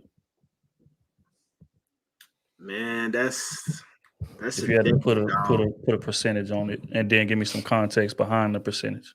That's subjective, dog. I don't know. Me being a man and understanding what this shit is, bro. Go number first. Percentage, I would say 50%. I'm gonna go 50-50. I'm gonna go 50-50 with that. 50 all the way. Okay, even. Why? Okay. Because the man knows. I don't give a fuck what type of background he come from, all this type of shit, bro. I care less what skin color he is, bro. You know, when he's stepping in something with a woman, no matter how powerful this woman is, I have to leave the situation. I have to leave it. You get what I'm saying? Now, he cannot be ready to lead in that situation, but for the woman, you chose that man. You chose to, you know what I'm saying, say yes to dating him and all that type of shit. So you can't put all the blame on him. If he wasn't ready, but you see it in him, be patient. If he putting that motion together to get there, be patient. Don't try to force the shit. Problem is, a lot of us like forcing the shit, and then the shit go bad because they not ready. And vice versa. That same thing for the woman. You may not be ready to be a wife. You know what I'm saying? You may not be ready for real structure. Like, hey, baby, look, hey, you know what I'm saying? Don't worry about working right now. Go get that degree that you want and then go do that. You may not want to stop doing. You may not want to stop doing what you're doing to go get that degree. It's a lot of shit going to that. You know what I'm saying? You may not be ready to fall under some real leadership that you got to answer to somebody to do some shit. It's a lot of shit that go into that. So I can't say it's heavy on the man or heavy on the woman. It's just understand what you asking for in your partner and really see if they ready to produce that. If they not ready to produce that, I give a fuck how much you like them. They not ready. And don't destroy yourself in that shit. Because if you force them and they walk on your ass, you're gonna be mad. And all men ain't shit, or all women ain't shit. You know how niggas be talking all these hoes ain't shit. Bro, you picking people that ain't ready for what you want to do. And that's a lot of people out here. People get their preferences mixed up with what's really healthy for them. That's what's going on out here, and that's the disconnect in our community. Like we like most of us, not give for who we is, most of us, we in relationships with people just because they pretty or they got some status or you know what I'm saying, they got a little bread, but they may not be ready, you know what I'm saying, to lead something, or their integrity not together, or they still ain't sorted out their past problems and all that type of shit. They still ain't grown up to be a man or a woman. But you trying to force that on the other person, get up out of there. That's what I believe. So it's 50-50 in my book. How much to blame our men for failed relationships? Yeah, what percentage would you give man for a failed relationship, and why? So everything Smooth said, I agree with. But of course, I also give my point of view. 60-40 men. Damn. And I'm putting the 60 on us because of everything that you said. And it's us knowing, for the most part, women's nature. They don't know us like we know them, in my opinion. Like just off the cusp. You know what I'm saying? Now, once we get in relationships, of course, you know, it kind of reverses a little bit. I would agree on that part. But just off just regular nature of us, knowing women, just the basics, the foundations. I think men have a great grasp on who women are and how they can be. So that's why I'm putting a little bit more onus on us because, for example, I'm gonna just use this easy example, like porn, OnlyFans, you know what I'm saying, strip clubs, things like that that get us going, you know, knowingly. We know what this is, but we give into it and we feed into it anyway, which creates a further mess because we're participating in all this. If those women wasn't making money off this, wasn't seeing how you can come up off this, they wouldn't do it. They going where the money is. And we are doing it off the strength that we can't control ourselves. So when it comes to like relationships and just everything in general, like that's just a microcosm, you know what I'm saying, of the whole, of just us as a whole. So that's why I put it on us. 60-40. I say about 80-20, man. Ooh, even more. Okay. Yeah. I think because for one, man, like the thing about being a man, like, is we supposed to have foresight, and we supposed to be leaders, and we supposed to be very analytical and very logical in the ways in which we move, the ways in which we pick our partner, the ways in which we analyze our partner, the ways in which we analyze all situations. Right? We need to be level-headed. We don't need to make emotional, irrational decisions or decision based on feeling and stuff like that the way women can. Like, we got to be a bit more analytical. It got to be black or white with us. It can't be no gray area. That's how it should be, right? We allow women to have gray area, but with us, we need to be focused and we need to be in line with where it is that we're trying to go. So based on the fact that more times than not, the man does the approaching, more times than not, the man is responsible for most of the courting that happens in the courting stage. And then based on the fact that the man, for one, stands to lose more if the relationship goes left, and the man will be blamed more if the relationship fails. That's what comes with leadership. You know, it's just like I said with the sports analogy I gave, right? Like if I'm the head coach of a team and we lose, I can't get up there and say, yeah, man, we lost because my quarterback is terrible. He wasn't completing no passes. My receivers was out there dropping the ball. My running back was fumbling. Like, and that's why we lost. I had a masterful game plan. I don't know. They dropped the ball. It wasn't me. That coach will be fired before that season is over with. Why? Because you are the leader of the team. So regardless of what happens, you got to come up to that podium and say, hey, I got to do a better job of getting us prepared. Because it's my job to get us prepared. It's my job to make sure things are being executed, not just come up with the game plan, but I got to see the execution through. And as a man, that's your job within a relationship, right? So if you pick that woman and then that woman turns out to be toxic, or that woman turns out to be manipulative or a narcissist or whatever the case may be, then that means you missed something. Because just like women have control access to sex, men control access to relationships. And because of that, we got to take the brunt of that blame. Plus, I've never seen a family that failed and they blame the woman for the family failing. Never in life. It could be a homeless couple or a homeless family on the street, a man, a woman, and 2 kids living on the street. Nobody walking this green earth is going to walk up to that woman and say, I can't believe you got your family out here on this street like this. This is crazy. You should be ashamed of yourself to have your family out here living on this street. They are going to say that about the man. It is what it is. So with great liability comes great accountability. And that's why you know why I don't agree with that, bro. Like not most of it. I just don't agree with the coach analogy. Why? Because you're right about the coach. Mm-hmm. He only guides. He don't throw no balls. He don't catch shit, nothing. But with us men, not only are we coaching, we the quarterback too. So if I'm making all the perfect plays and you dropping the ball, that ain't got nothing to do with me. Or if we're on a basketball court and I drop 60 and you don't get 2 points, you get 1 rebound and think you had a good game, but we lose by 40, that ain't on me. I'm going to the podium. Hey, I did the fuck I had to do. I had to the rest of them niggas. You know what I'm saying?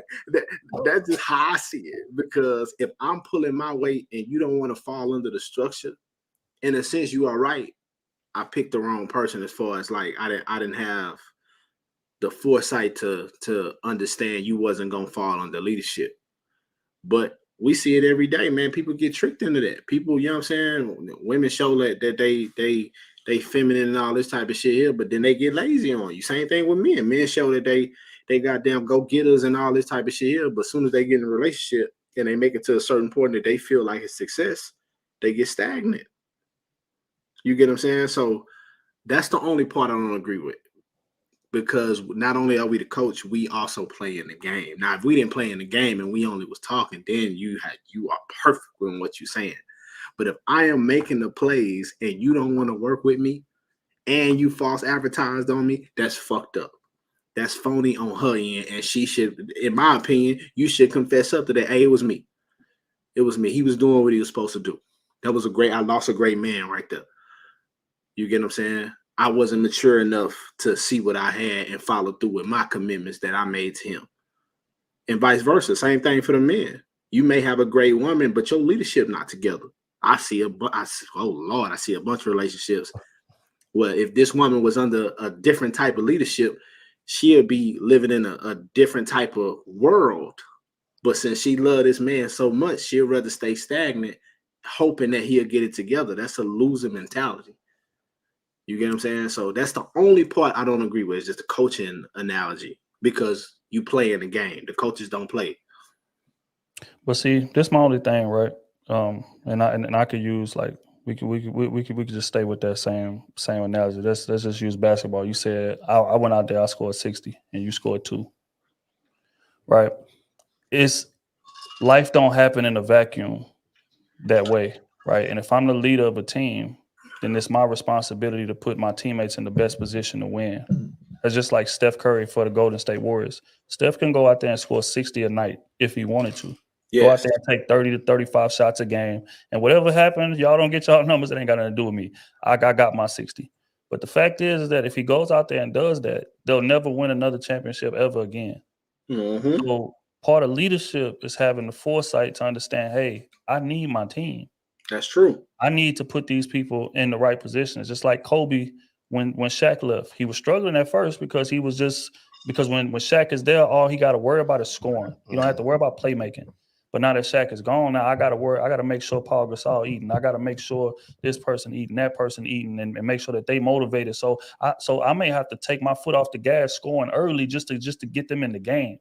Yeah. And then when it's closing time, sure, I'm going to step in and do what it is I do. But if I just go out there and just unconscionably say, I'm getting my buckets, I don't give a damn, we going to lose. And that falls on your shoulders as the leader. You got to know when to take your foot off the gas. You got to know when to distribute you got to know when to uplift your people. And it's the same thing that goes in a relationship.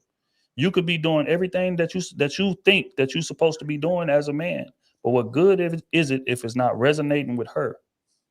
That's your job. For one, you vetted this woman. So part of vetting is knowing her inside out. It ain't no surprises in terms of people switching. It's only missed red flags, in my opinion. I don't believe in the switch up. I believe that we overlook shit because we like this person. And then we get into the relationship, and then that same shit that we overlook come back to bite us in the ass. I feel like that happens way more than somebody just flipping a switch and becoming a totally different person. No, they always been that person. But it just didn't bother us like that at first because they was doing so much other shit well. But then when you get into the relationship and that other shit start to die down, now the weaknesses start to be glaring now. And now it becomes a problem. But even then, that's on me for not vetting you properly, doing my due diligence. I should know my woman better than she knows herself. And if I don't, then that reflects on my leadership. So that's why I feel like at the end of the day, it's going to always come back to us in terms of getting the bulk of the blame because we chose her. If she wasn't right, we should have never got into a relationship because we control access to the relationship. She don't. We decide, okay, you know what, man, it's going to be us to get, we're going to be together. We item now. It's us. Women don't decide that. We do. So that means that we need to do our homework backwards and forwards before we jump out there and make these decisions. And fact is, most men don't. So that falls on them. And I respect everything you just said. In a way, I don't disagree. I know y'all said the exact same thing. You know what I'm saying? The first part was the coaching.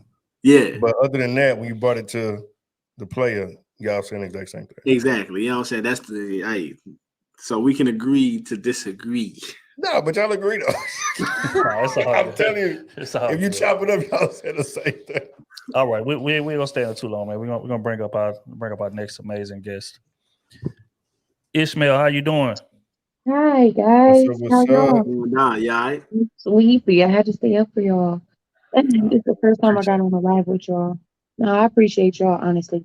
I just found y'all, honestly, about 3 weeks ago, and I've been busy cooking, cleaning, everything with y'all right in my ear for That's weeks, love. like watching all the old stuff and everything. So I love it. So thank y'all. I Mm. appreciate y'all. My question is, so me and my soon to be, we have 4 businesses between each other, 4 children between each other. And sometimes I guess we're at the point where we want to get from other couples insight when they have that much going on as well. Like, how do we not forget about us? Like we're both very much so like logic before the love. We're like, baby, we know we love each other. Why we gotta focus on that so much? Like, let's get to these things, let's get to these bags and these kids and stuff. So I guess we like to get input, which I thank y'all for again, on how other couples do it. Cause I know all of y'all are busy. I know all of y'all misses are busy and some more stuff. So I was just wondering if I can get some input on that, some insight. Hey man, hey, I would just tell y'all through the grind, through the dark shit, you know what I'm saying? Just take time to breathe. Yeah. You know what I'm saying? And I would say it like every step, no matter if it's a loss or if it's a win, the moment it happened, take time to breathe, take time to yourself.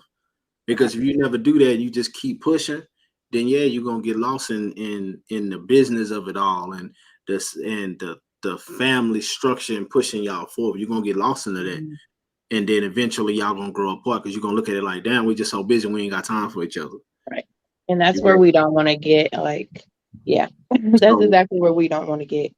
So from what I'm getting from what you're telling us, you understand the mission that y'all on. Y'all building something for y'all kids to have forever. You get what I'm saying? Then on top of that, you also don't want the love to be gone while chasing this shit. Yes. So the moment y'all do something, I give a fuck what it is. I care less what it is. Make sure y'all celebrate it like it's y'all last day. I can care less how small it is. I can care less how big it is. And that's the moment you're gonna remember, because you're not gonna remember 5 years from now y'all scored this big ass deal, you know what I'm saying, to make the business go, you know what I'm saying, or you had to let a business go because of something that you're not gonna remember all that. What you're gonna remember is the moment y'all had right then and there. So if y'all was fighting through it, then it ain't gonna be a good look for y'all. You ain't gonna appreciate the journey. So every step of the way, enjoy it. Through the wins and the losses, just enjoy it. Yeah, man. I think I think that y'all got to remember which part of the car y'all are. And again, when you're in a relationship for a long period of time, you get to working on everything except the most important thing. And using that car analogy, you going to the car wash, you polishing that motherfucker, you making sure that the lights is hitting right on them. You making sure everything on the exterior is legit. Meanwhile, the engine messed up. Like y'all are the engine to that thing. Without y'all being on the same page, none of that other stuff goes. None of that other stuff matters. So you got to treat it like that. And I know once you've been in that relationship a long time, you kind of start moving on autopilot, and it ain't even by intent, but it's just like, okay, we understand we love each other. You know that. So while I'm out here doing what I'm doing, you just assume that person know that. But fact is, man, we be so caught up in our lives. Sometimes we need that reminder. We need to hear that. We need to not only hear, but we need to feel that. We need to feel like priority. So sometimes you may have to just flip that off switch on everything else and take whatever losses that come with that. But force time for y'all. And I mean force it. Like that meaning, hey, sister, mama, cousin, come get these kids. We're gonna put this business on the back burner because this stuff is gonna be there tomorrow. It is. But let's take today and just focus on us. That's it. That's all. We ain't even talking business or kids when we doing whatever we doing, whether it's going out or we going on this trip or whatever it is. We ain't talking about business. We ain't talking about kids. Let's get on the same page. Let's rekindle what brought us here in the first place, because without it, everything around us falls apart. If we ain't on the same page, we ain't teaching our kids the way we supposed to be. If me and you arguing and beefing, when I get to my corporate office, or when I get to what it is that I'm trying to build business wise, I'm not making the right decisions because I'm not thinking right. My other half, like, we ain't synced. We not on the same page. Right. And I don't know anybody that has never been arguing with your girl while you on the job, or arguing with your man while you on the job. But it's real hard to do your job It was the when worst. y'all beefing. You know what I'm saying? So again, I say all that to say you got to remember which part of the car that y'all are. That car don't move without the engine, and y'all are the engine. So make sure that engine is good. Everything else can wait. Everything. Thank you. Yeah. Now I'm pretty new to this compared to the guys, but I mean, got experience. I mean, right now, I'm 2 years in right now, and we started out long distance, so communication was like number one. You know what I'm We saying? did too. From That's the funny. jump. We You know what I'm started saying? out So with distance too. yeah, so once we came out here, moved in together, there was a lot of adjustments, of course, but I mean, just going back to what they're saying, it's just being intentional with your time. Of course, you always gonna have that family time, because that's just gonna be kind of routine, family time, doing things with everybody, and like that. But just that time apart, even just what I'm doing and what we're trying to be intentional about, it's just like sometimes it's like small tasks, like cooking together sometimes, or doing laundry together. Like we doing it together. Got a playlist going, we vibing, instead of just having one person do it and the other person just gone, or just not doing anything at all. Like just spending more time together as much as you can. And then of course that alone time too, like Ann said, somebody come get them. And whether it's a staycation for the weekend or just an overnight trip, like just something so y'all can just just remind each other, like, it's me and you. You know what I'm saying? So just keeping each other first. Just keep doing it. Whatever you can do, however you can do it. Just when you randomly think about them, even if it's something small, but they like it. Just random surprises. I think that keeps little sparks going too, and just thoughtful things. And constantly reminding them, telling them how much you care about them, how much you love them. Those small gestures, just constantly doing it, and just getting in a routine of doing it. I think, to me, that helps. I'll tell you what else too, just real quick, man. And this is super important for everybody. If y'all don't listen to nothing else that I say here tonight, listen to this. That end point in terms of reaching the goal that you got in your head, it's never gonna come. Because people put shit off. It's like, you know what, man, when we get to, when I get these kids out the house, it's just gonna be me and my man. Or when I hit this business deal, when we get this amount of money, when we hit this 100,000, then we gonna get back to the marriage, and you got my undivided, and look, when I do this, when I do that, then we gonna get back. No, that date in your mind, that end point, it's never coming. It's always gonna be something new coming up. It's always. So that's why that's what I mean when I say cut all of that off, because it's gonna be there tomorrow. But people move like so goal oriented, and when you do that, you put your relationship on the back burner, because it's like, man, I'm working so hard to get to this point so I can get back to my relationship. Not realizing when you work hard and you get to that point, it's just gonna be another goal come. It's just gonna be another challenge come. You know what I'm saying? So you thinking, oh man, my kids leave the house. Yeah, but the wild part is relationship might not even survive to that point while you're working so hard to try to reach that goal. So what everybody listen, whatever goal you got in your mind, it ain't coming. So you need to prioritize your situation, prioritize what's important right now. And you can get around to the rest of that when you get around to it. So hell yeah. Well, thank you guys. And real quick, are these recorded? The lives also recorded? Okay, got it. Well, thank you all. Happy weekend. Sure. Thank you. I don't know what happened to Smooth. He probably had to drop off for a minute, but he'll be back.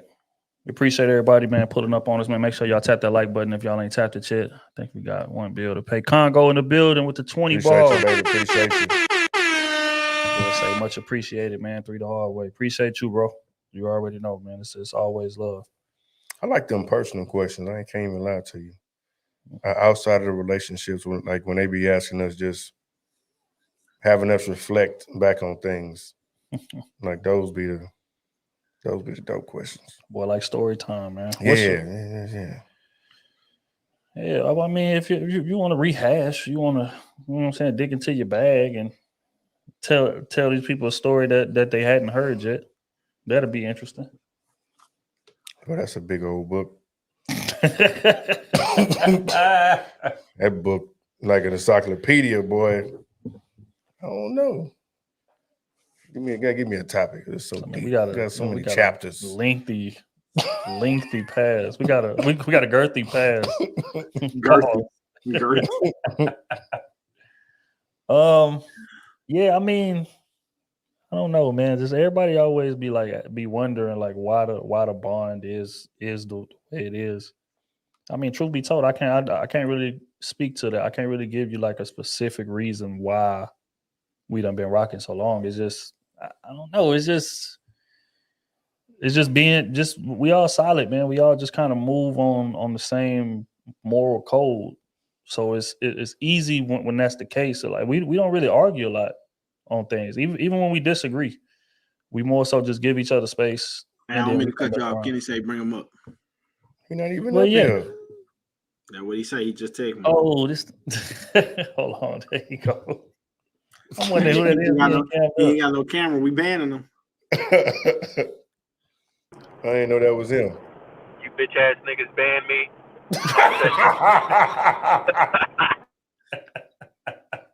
Who banned him? Kick him. Hey, Mark, get him out of there. But yeah. So I mean, yeah, I don't know, man. It's hard to kind of give like a a secret sauce or whatever. But I think us bonding like we do outside of the pod makes the pod what it is. Because I mean, I ain't gonna lie, the pods I enjoy the most is when we all there. That's a fact. Those be the fact, dog. It don't hit the most same. funniest. You know what I'm saying? Like it's just I don't know. It's kind of hard to explain. The ones where one of us missing still be dope, but it's not the same. Like everybody brings something different to it. You know what I'm saying? That make the pod what it is. You know what I'm saying? So yeah, I don't know. But one thing I do know is I appreciate everybody for tapping in with us and rocking with us and helping building this thing to where it is. I mean, we gotta, we still got a long way to go, but we a hell of a ways closer. That's for damn sure. Yeah. The only thing I wish we probably would have did was get off Twitter a little bit sooner. That'd have been it, because we reached our peak at Twitter, and low key early. I'm not even gonna lie to you. Now I'm thinking about it. Mm-hmm. Like low key, we reached that early because we was coming out the gate with them. And if we had that content on Instagram and all that before. Ooh. Hey, you know what's crazy, bro? I feel like we did it at the right time.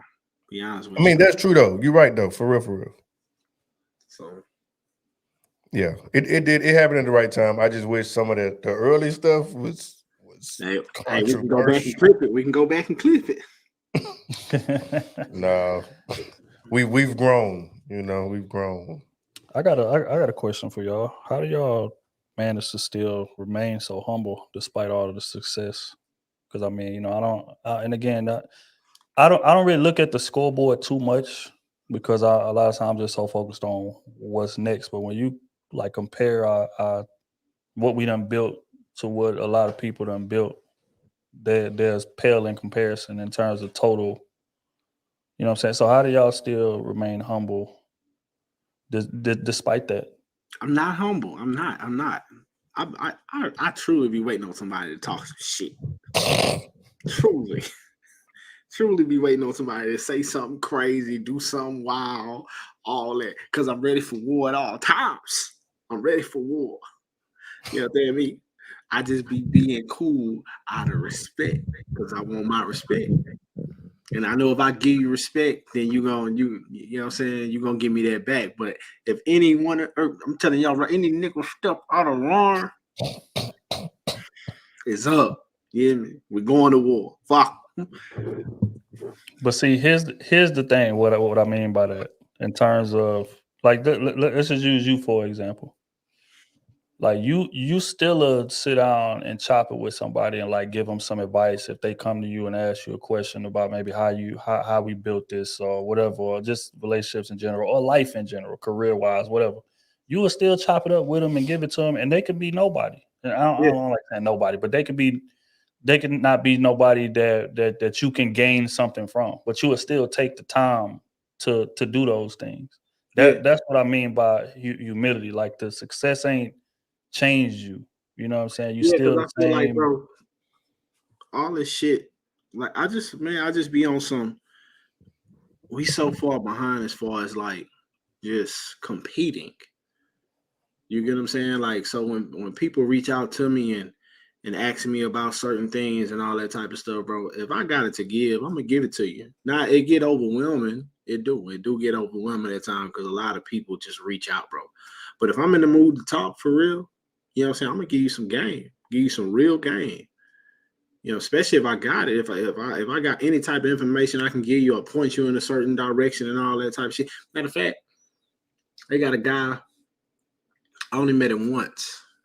He a cook, and he ain't got no social media. He an introvert and all that type of shit, right? But he told me he was the head cook for Marriott, right? He was the head cook at 24 and didn't know what to do with it. Now I know when you the head cook at anywhere, you got some status because the business trusts you. You know what I'm saying? So I reached out to the head cook for the Houston Zoo. That's my dog. You get what I'm saying? I reached out to him and asked him, hey, bro, like, hey, can I get this cat your number so y'all can chop it up and you can guide him in a direction, because I only know so much. But since I know you and you've been in this game goddamn 20 years, you can give him way more than I can, you get what I'm saying, than I could ever give him in that field. So I don't have a problem with putting people on money, no strings attached, or putting people on game, no strings attached. I don't want nothing. Just go be successful. And when you do, reach back and grab somebody that was in your same position. You know what I'm saying? And one thing about us as Black people, most of us are making somewhere and we'll forget we used to be the little boy. We used to be the motherfucker dreaming of being in that position. You get what I'm saying? So my only wish is if I give you the game, like give it to somebody else, no strings attached, just like you got it from me. So that's what keep me motivated. That's what keep me talking to people and giving them game, because in my opinion, if I affect one life, I'm cool. I'm happy with that. You know what I'm saying? Plus I keep you from indulging into the life of crime or depression or some shit like that. You get what I'm saying? So if I can just help one person at a time, I'm cool with that. And if people tend to do that more of us will win, and goddamn me, we can share the wealth. We can share all this shit. There's enough money on the table for everybody to eat. So Like that. Oh, how do you remain so humble despite the meteoric success of the platform, man? I don't know. It's just always been me. That's how I feel. I mean, part of my personality. Like I never, even though I know at times, or I could be in a room where I may feel like I'm the best person in this room, I never act like it, because I treat everybody with respect, everybody equal. Of course, now there's nonsense I stay away from, but I mean, outside of that, I mean, it's just always been a part of me. And then even just being a part of the platform, some people be like, damn, y'all, and it's like, it is like proud to wear, to say what you did and how you started it, where you come from with it. Just all of that stuff is like that shit hard. I don't know if people understand. That shit real, and it just knowing that you just built something from the ground up. And it's similar to like daily life, like when you working out, you know what I'm saying? Like a lot of people that I train, they see just with changes, it just consistency is all it is. Consistency and repetition. You being intentional with your time, where you putting it, you eating better, making just better choices, in whatever direction it is. Instead of drinking sodas, cutting sodas out. You eating more, things that you cooked at home. You don't necessarily have to always eat the healthiest foods. It's just a matter of you cooking it yourself at home, not smothering everything and frying everything. Like you can eat a lot of meals and have a good time and be cool and, not really overstep any boundaries. So it just come down to discipline and I don't know, just everyday life. And then when you know what it takes to get there and know that it's an everyday thing, you got to wake up and do it again, improve it again, improve it again. Like, it's like it is what it is. It's you, And so I think that's the dope part about it. It's just something else that you were able to put under your belt and say, I stuck with it, I stayed consistent with it, and I knew that it would look like this from day one because I was committed to it. So it's just every day is just you thankful and can't wait till you get to the next goal. You know what I'm saying? Because our goals, we didn't think we'd be over here in 2023. Right. All the numbers that we hitting. This was 2024 goals. End of 2024. You know what I'm saying? So like it's just dope to just soak it all in and be ready for the next thing. Yeah, I mean, I agree. I think like my mindset with this shit had always been like how big can it get? Like if we really just lock in and get dirty and really like focus on the process. Kobe used to say it all the time. When he was alive and he was talking about he was preparing for the season and stuff like that. He said, bro, I work so hard in the off season. I work so hard in practice that when the game comes, it's easy. And like, and I done kind of adapted that mindset. You see what I'm saying? Like it's a lot of work that go into this behind the scenes, and I don't think people really know that, man. They think you kind of just come and sit in front of this camera and cut it on and just talk shit, and boom, you got a following. It's a lot that goes into this, man, and it's a day-to-day thing because you can have a great day as far as engagement and stuff like that today, and then tomorrow you can put some shit out and it don't do nothing, and you might have worked super hard. You might have stayed up all night editing and trying shit out and coming up with the caption and thumbnails or whatever the case may be, and you put that one out tomorrow, it get 2 views. Like that right there is what's gonna really like test your commitment to it. And I feel like that's why I never had a problem like giving people game. Like they ask us questions about maybe the software we're using or some of the marketing techniques or whatever. Like how y'all growing this shit on all these different platforms. And I'll always give it to them. I ain't got no problem giving it to them because I know that I could hand you the blueprint to this shit. But if you ain't got the work ethic, your results is not gonna be the same. I really want this shit, man. Like really, really. You know what I'm saying? Like I'm in a whole marriage. I got a kid. I got all that, but I still find time to make sure that we stay consistent in terms of our output and make sure that we stay connected with people who rock with us and our supporters, Crusader Nation and Sleazeball U and everybody. Like make sure that we all locked in and we stay together and we keep building.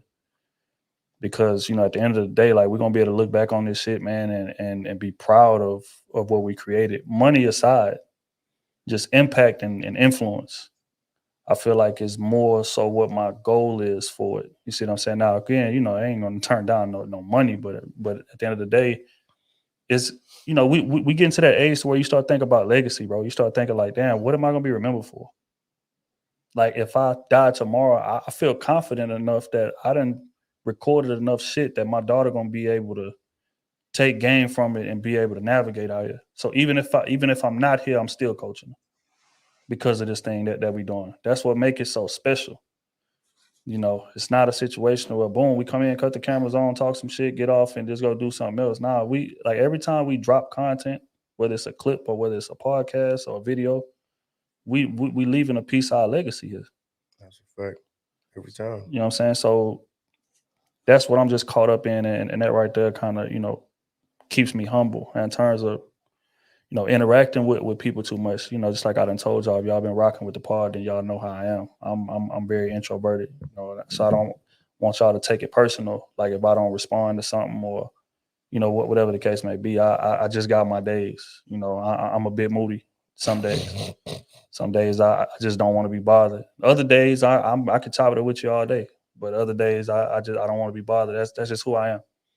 You know what I'm saying? But at the end of the day, the goal is always in mind, man. And and just seeing just how far we can take this, how many people that we can influence. And, you know, I feel like we done a hell of a job of that so far.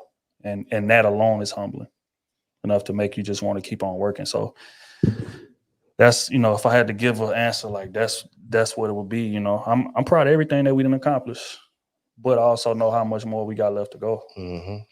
Big facts. And that right there keeps me locked in and, you know, keeps me sharp. So yeah, that's that. All right, hold on. Let me. You got Kenny T. Let me see. Can y'all hear me? Yeah, you good. What's the question again? Question is, how do you remain humble and such a personable guy despite the meteoric rise of this platform that we've created? Don't nobody ever talk to me. I guess because I'm always got a mean face anyway whenever they see me out in public. So keep it that way because I don't like talking to people anyway. Other than that, I think, shit, man. Like you say, I'm an introvert. I don't like doing everything. Mainly, I do the podcast because of y'all. So that's the main reason why I do it. I'm not a big being in the cam, being in the light, showing off. I'm not that type of person. So I mean, really, ain't that changed me a bit. I'm a humble human being, so I just do what I got to do and go back to living my life in the streets where I'm at right now. You're crazy as hell. And he literally in the streets. You can hear it in the background. You can hear the car. Yeah, I'm driving right now. That's why I can't cam up. So stop asking me to cam up.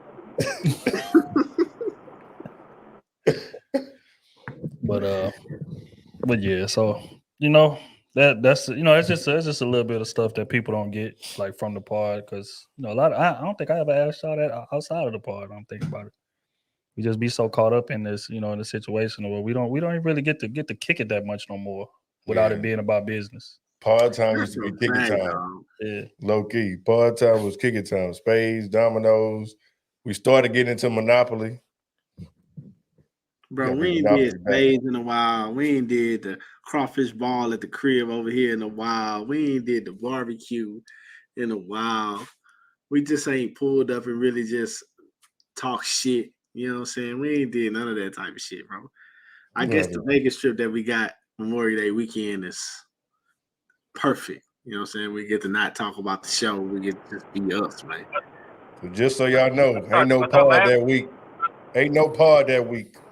Just so y'all know. I thought last time the reason why we ain't met up is because last time I beat y'all ass in dominoes. There you y'all go. told me I was banned from going up to any more events. What? You can't even count, remember? He's like, what? 2, 6, 11. Oh my god. But yeah, man. So damn, y'all kind of light on the questions tonight. Y'all good, man? Y'all got anything for us that y'all want to know before we wrap this thing on up? Because it's I say it's getting about that time. Yeah, man. Hey, but when we parting, since we're everybody here, when we parting. Hey man, it's up to y'all, bro. I can't do it tomorrow morning. You know, I'm busy. I got family shit to attend to. Hey, if you want it to be all four of us, there's only one day all four of us could do it. And what day is that? Monday? I guess that's what it's gonna be. I mean, I took off anyway, so Monday night. Even if y'all can do a little earlier, I can do it. I can pull up. I'm gonna be at work, you know. I get off at 4.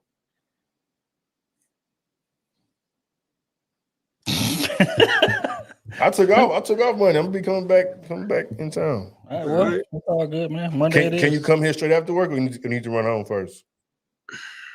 I'll check the temperature on that. I'll let you know. All right. Well, y'all heard it here first now. Hey, late part again. Put that pressure on niggas. Y'all heard it first. Video gonna get on Wednesday, Thursday. That's a fun. Hey, shout out to Keisha.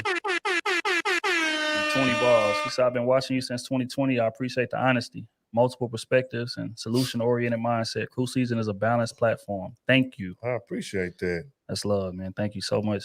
We literally pride ourselves on trying to be that. For real, for real. For real. But all right, man. Who else we got? The ex-son husband with the fireball. Hate to be messy, but why you ain't been on Lapeef King talk? Say I'm here for the drama. Well, I don't mean to disappoint you, big dog, but it ain't no drama, man. No drama. Salute to JR. That's bro.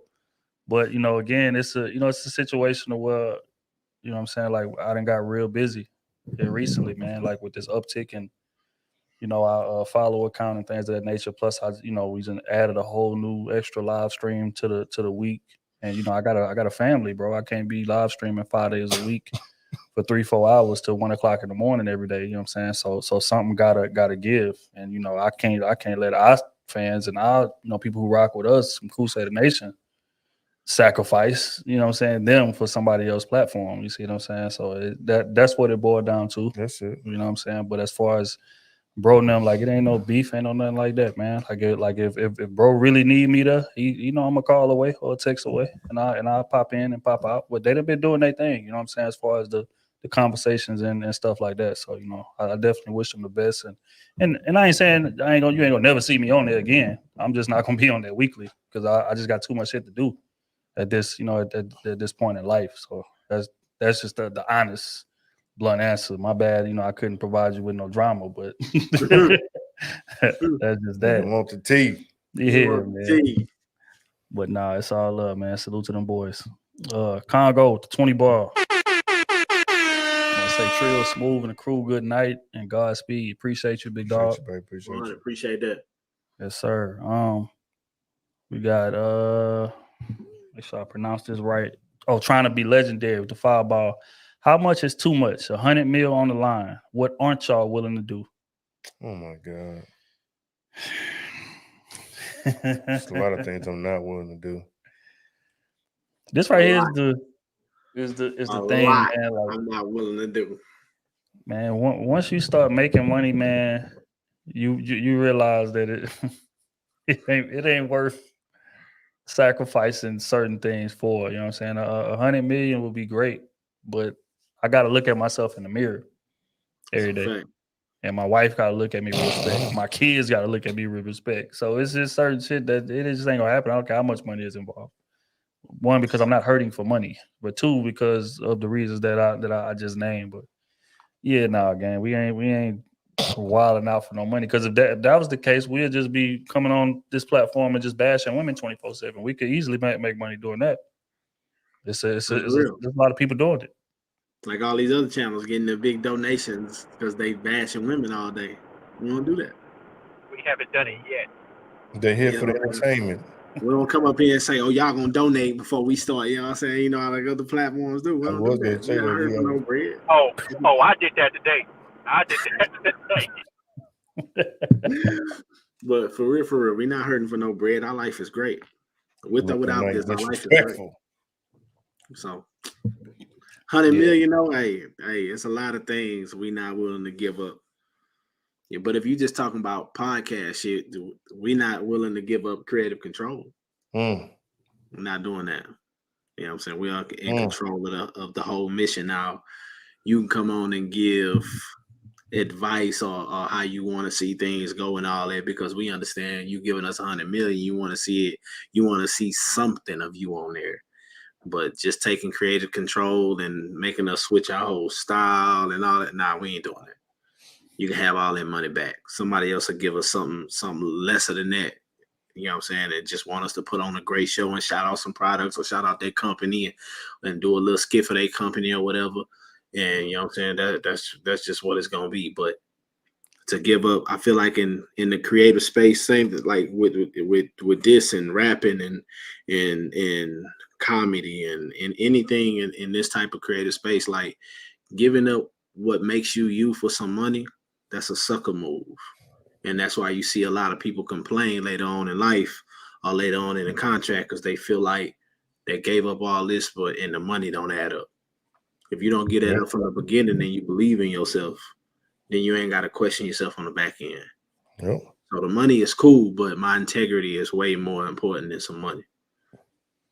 That's why we love a lot of independent artists so much, because we just feel the same way. Like, I'm not about to give up all of this just to have a piece of something for right now when I can hold on to it 20 years later. This shit gonna be 1,000x. That's why I love currency. You know what I'm saying? Now currency really eating off the fruit. You know what I'm saying? It's off the seeds that he planted and stuff like that. So yeah, man. There's something we just can't do. We just can't do it, baby. Yeah, it just ain't gonna happen. Queen Sauce with the 20 ball, man. We appreciate it. And have a message. Just wanted to show love, man. Thank you so much, man. We appreciate you. Thinking Man's Podcast. My dog, what up, boy? With the 10 ball, say keep grinding, bros. Y'all was solid when I met y'all at the meetup in the H. Keep going. Say no Hey, more look. hand, dog. Appreciate that, bro. Hey, but before we go to the next one, another thing, like as far as like the business of it all, and you know what I'm saying, like giving up something. People that's willing to give you that type of money and you turn it down because of your integrity and you still make it work, when they double back, they respect you way more because they know I can't buy you. I can't buy your soul. I can't buy your integrity. I can't buy the look from you.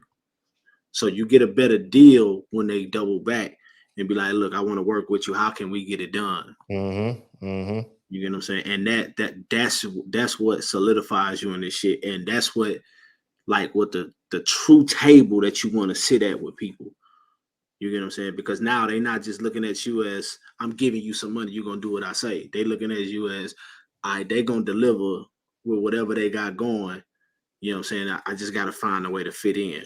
So please don't give up nothing for your integrity, bro. Trust me, you'll never want to do that. It works out better that way. Everybody respects you across the board. The moment you give up integrity, I give a fuck what deal it is. Everybody look at you like a sucker. Because if you think other businesses don't talk to other businesses or parties and all this type of shit here, you're a damn fool. Everybody talking to everybody, and they know if I get your ass for some pennies, the other companies feel like they can get you for some pennies too. That's real rap, man. You heard it here first. Appreciate you thinking, man. We got in here Nicole, the 50 ball. Oh, come on. What's up? What's up? See, that's how you put your What's question in. up? Hey, I see some people in the chat saying, hey, can I send a question in without being on the line? This is how you send your question in. You see how this is about to happen right here? She about to get her question answered right here. Boy, it's a whole fool. Salute Nicole. Appreciate it. She say, love your show and message for males and females. Question: how do you ensure you don't work to exhaustion, and failure of mental health and etc.? How do you ensure that? Well, y'all gonna go first, or y'all want me to go first? Go ahead. Well, in my opinion, you know what I'm saying, with me, just me, with me starting from the bottom and all that, and building this shit, being the first one, I don't really look at it at the exhaustion of it all and the mental health of it all, because I'm the first. You get what I'm saying? I understand there's gonna be a lot of bumps in the road. I understand I'm basically building a city with no blueprint, with no guidance, with no counsel. You get what I'm saying? So for me, I don't care about my mental health in a sense, because I got me under control. I'm always have me under control because I understand my mission. I understand I have to fall on a knife for everybody else to survive. You get what I'm saying? And the moment I came to grips with that, my mental health and my exhaustion, my resentment, my ill will for people, it died off. You get what I'm saying? Now, some people, they don't have to start where I started from. Some people, they families then, or something that happened and put them in great positions to where they ain't got to build from the ground level. Now, those are the people you need to be checking on, because they're tasked with keeping everything afloat while building. That's a different type of perspective that I don't have the answers to. You get what I'm saying? So that's what I would say. How do you ensure though you don't work to exhaustion, man? This thing we're trying to build. For what we're trying to build, or just in general? You always got to ask for the disclaimer, man. I'm just trying to make sure. Nah, you could have both. Give me both. I was kind of good. I was kind of from the pod. It's just like I said, it's a part of life. It's a part of life now. It's something like, every week, like people go to church every Sunday. Like I look forward to partying every week with my boys. Like rain, sleet, snow. If I'm under the weather, like I'm gonna carve out time. Hey, what's up? When we gonna shoot? So, when we do have the weeks off that we do take, like it's cool. But shit, I be trying to look for stuff to do with my time. Then I'm trying to like, damn, looking around or But just in general, man, I think about my boy Mickey Woods because he put it in perfect words on his last album. He said that you have control when you understand that you don't have control. And that's when you can be at peace with things because shit is gonna happen. And you can't worry yourself and be so anxious and just be always at the edge of your seat, expecting things to happen or just waiting for things to happen when regardless of how you feel, it's gonna happen. So you gotta just do you and focus on you and be in the moment. And then when those things happen, then you can shift your mind to that. But when you always having negative thoughts or thinking negative things, like that's gonna come your way eventually because you putting it out there. So you have to control yourself by understanding, like, baby, hey, you can't control nothing. As much as you work hard, as much as you try to provide for people, as much as you try to help people, like regardless, you can't control the outcome. So that's how I, control my mental health. It's just being, just laid back with it. I deal with it as it comes, and I just try not to stress out. When I know I need time off, I make sure I take time off. Even if it's some days, it could be I just wake up and just not feeling a certain way. Hey, I can't make it into work today because I needed that day to reset. Even if it's to do nothing. Most times it's going to pay some bills or you're doing something just to make the time for it. But there are times I just need today off. Today is a sick day. Straight up, not vacation. Today is a sick day. Yeah. I'm not feeling well. So like you just gotta know when to stop and just hit that reset button because you never want to just spaz out on your partner, family members, friends, all because you letting things be pent up when you can kind of work on some of those things and eliminate some of those things. Yeah, I mean, I'd be lying if I gave you an answer because I ain't figured it out yet. But I can tell you what I think it is. I think it's just getting comfortable telling people no. You know what I'm saying? And understanding just like I gave the advice earlier about remembering what the most important part of the car in terms of your life and how it moves. Because if your mental health is not right, every other part of your life is gonna suffer. So you could, talk yourself into believing, hey man, I'm working my ass off to get to this point. I'm working my ass off for everybody around me. Meanwhile, you're ruining the relationship between you and everybody around you because you're not right in the head. You tired, you snappy, you irritable.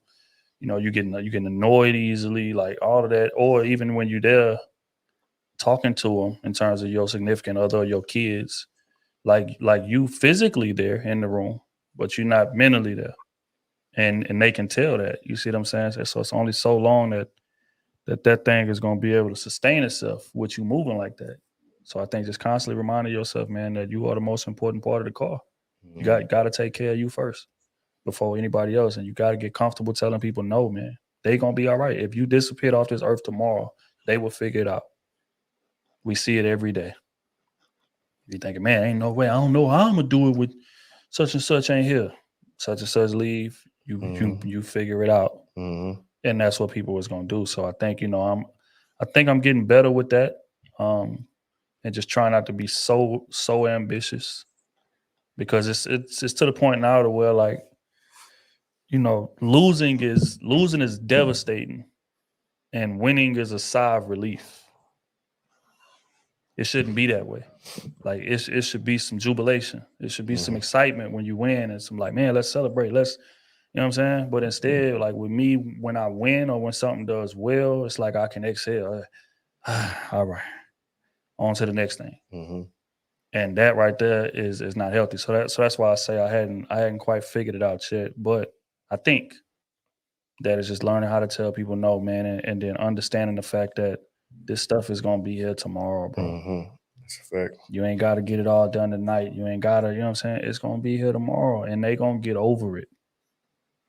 So just move at your own pace in terms of what's comfortable, in terms of what's gonna keep you in the right headspace. Because if you break down, I'll repeat it for the fourth time. Everything around you is gonna break down as well. Mm-hmm. So, you know, that's how you got to carry it. But dope question, Nicole. I appreciate it. Appreciate that. Kenny, you want to answer that one? Can y'all hear me good, or does it sound like I'm? We can hear you. Yeah, I'm on the line with Anthony. I'm good at saying no. As y'all can tell, sometimes I don't hop on a podcast because I just don't feel like showing up. But it's just because I'm tired. This is how I work, my job and stuff. So I feel like I'm tired or exhausted, or my body just isn't.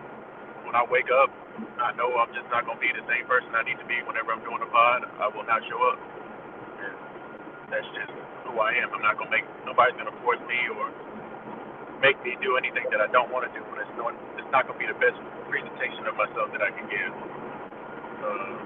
Also, just make sure I stay eating healthy, try to eat healthy, and give myself motivation to do things that are to the betterment of my health. Being, eating healthy or not drinking as much. I mean, I think most people can tell when their body is telling them, "Hey, you're tired, you're exhausted, you're getting aches that you didn't get before, or you're waking up with more sleep in your eyes than you normally do. You got a runny nose. You're getting headaches out of nowhere. I think that's your body telling you, hey, you're fucking exhausted. You're overworking yourself. So sometimes, just say no. Take the day off. Take a whole week off. Stop trying to, please everybody. Make sure you please yourself first and make sure yourself is right. Because if you just do it because somebody else is doing it or makes you do it, you're gonna give them a bad day and then the worst presentation of yourself, and it's just gonna lead to more negativity around you. So yeah, as I was saying, just take the time off when you need the time off, or even before. Just at least once a month, just take time to cater to yourself. Agree 1,000%. Nicole, appreciate the question, man. We got Melody with the fireball. Will a man ever re-respect you after you've let him disrespect you? Hell of a question. He can, but it ain't gonna be like the same. Hell no. And you're gonna feel like it's fake too. Mm-hmm. So no, in my opinion, no matter what he do, you're gonna always feel like, not even feel, you're gonna always know the disrespect for you was in him somewhere. Mm-hmm. What's the trigger to bring that out? So once somebody disrespects you, man or woman, once they disrespect you, bro, that's who they is for real. And hey, if you don't recognize that or you choose to pursue that, even in that, understand what you're getting yourself into. And don't complain, because that's what it come with. Yeah, I agree. I think just like I say all the time, disrespect don't happen by accident.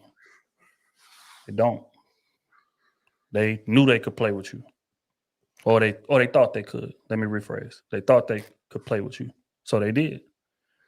But that's why it's so important how you respond to that, because what's that gonna do is that's gonna set the new normal for how this relationship is gonna run. If you check it and give out consequences immediately, then that person is gonna know better next time. But if you just accept them back with no kind of, okay, I understand, I forgive you, I apologize. If it's that easy, they just gonna continue to do it. You see what I'm saying? So you got to program people as to how they supposed to be treating you, and that's why I don't feel sorry for people who just stay in situations and you just constantly getting disrespected and you constantly getting taken for granted and looked over. No, you choosing to do that. Ricky said something that was profound a couple weeks back. He said the only way you can get dragged is if you holding on to the rope, and that's real shit. Like, what if I tie it around your waist?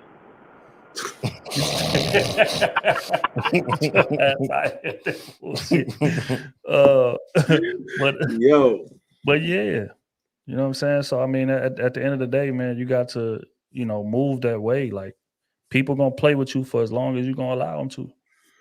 How long are you gonna allow them to? That's the question.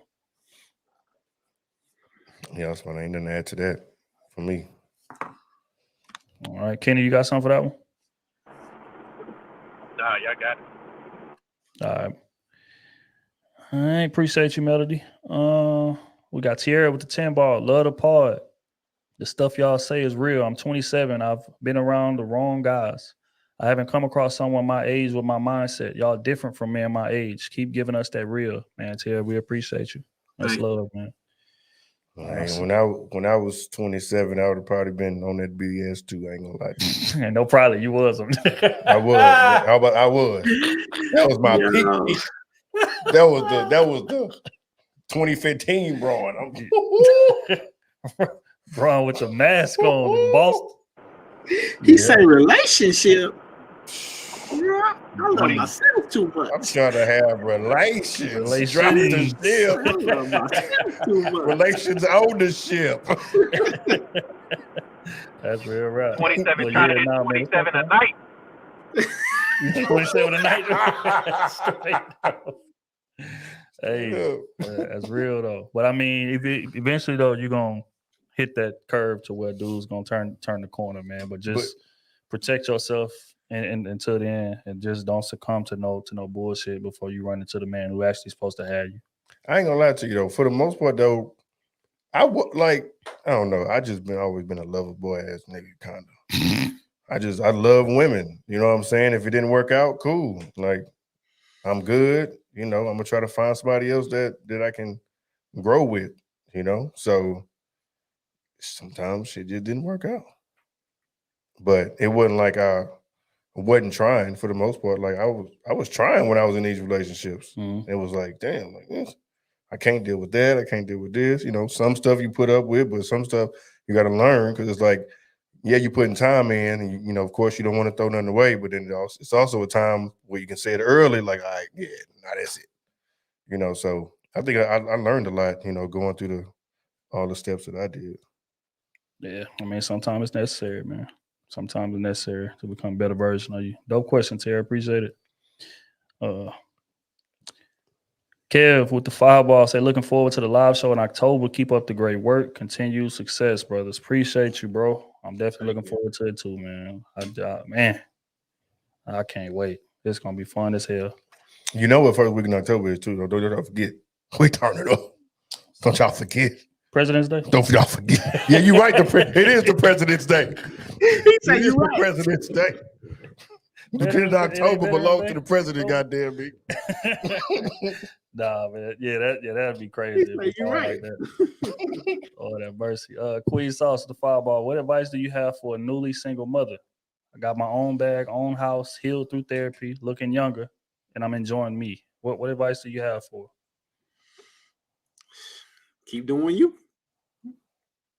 Keep doing you. If you decide to try to fit somebody into your program, hey, you got a lot of shit you gotta think about. You got kids, you got money, gotta protect yourself, got a house. You know what I'm saying? It's a lot of vultures out here. You know what I'm saying? Don't let your liking and enjoy somebody distract you from what's really real about them. You know what I'm saying? That's what I would say. And not only do you gotta guard your own peace, you got kids involved. You gotta protect them too. Yeah, I think I mean your priorities gotta change. That's the only advice that I got. Aside from that, you're already doing everything that you need to do because you're setting yourself up perfectly for when you run into a dude. Because you're gonna already be healed, you're gonna already be advanced, and you're gonna already have structure created, you know, in terms of your kid and stuff. And that's what's probably the most important thing, you know, as a single mother, man, is to create that structure the way it runs seamlessly. If you're in a co-parenting situation, like, it need to be structured. So that way when you run into that new guy, he come into it, he gonna see that structure. You're gonna be way more willing to take the situation serious. But if you come into the situation and you're trying to force him to be a stepdaddy in 2 weeks, or you trying to, he got to deal with drama from your baby daddy because y'all ain't on the same accord and how y'all moving and stuff like that, then that's gonna scare dude off. But I mean, it sounds like you ain't operating nowhere near that, so you already solid. But yeah, man, kid, your kid come first at this point. You know what I'm saying? Until you run into that, man, don't be out there chasing it. Don't be out there, you know what I'm saying, like being desperate because you might get lonely on a night or two, and then you start calling people you shouldn't call and wasting your time and energy, man, and stuff like that, man. Just stay focused, stay locked in, and eventually that right dude is gonna come around, and you're gonna be ready for him when you get there, based on how you moving now. So that's my advice on that.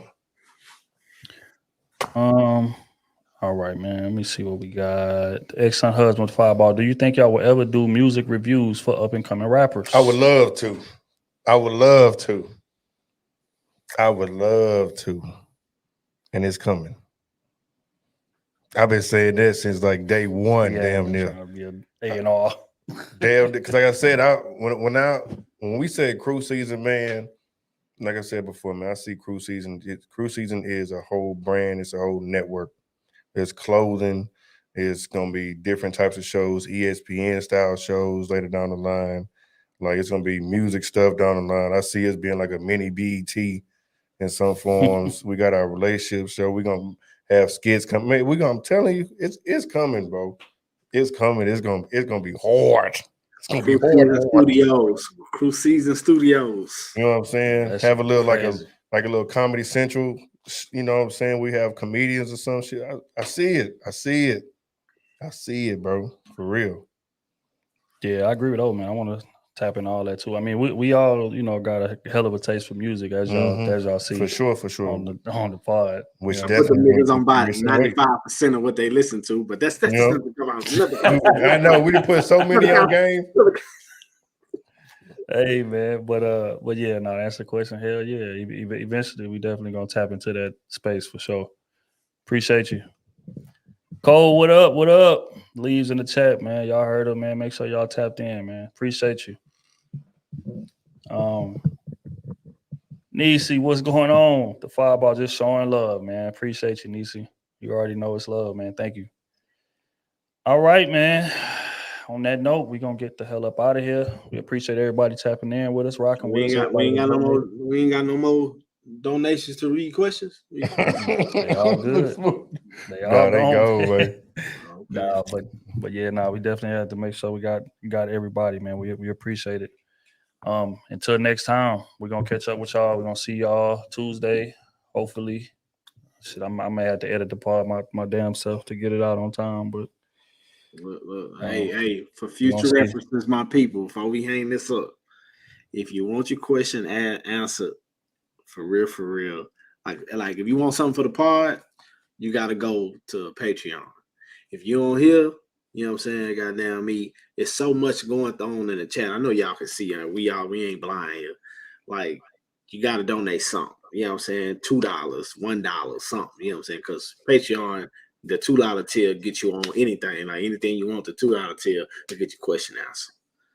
You know what I'm saying? Whether you want that privately or if you want that on the chat. And if you're going to go to Patreon and you want to be anonymous, if you want to, I got to say this. You want to be anonymous. If you want to be anonymous, put the shit at the beginning before you get into your bag on what you want us to read. Right. Say, I would like to be anonymous, or just put anonymous in bold letters. Right.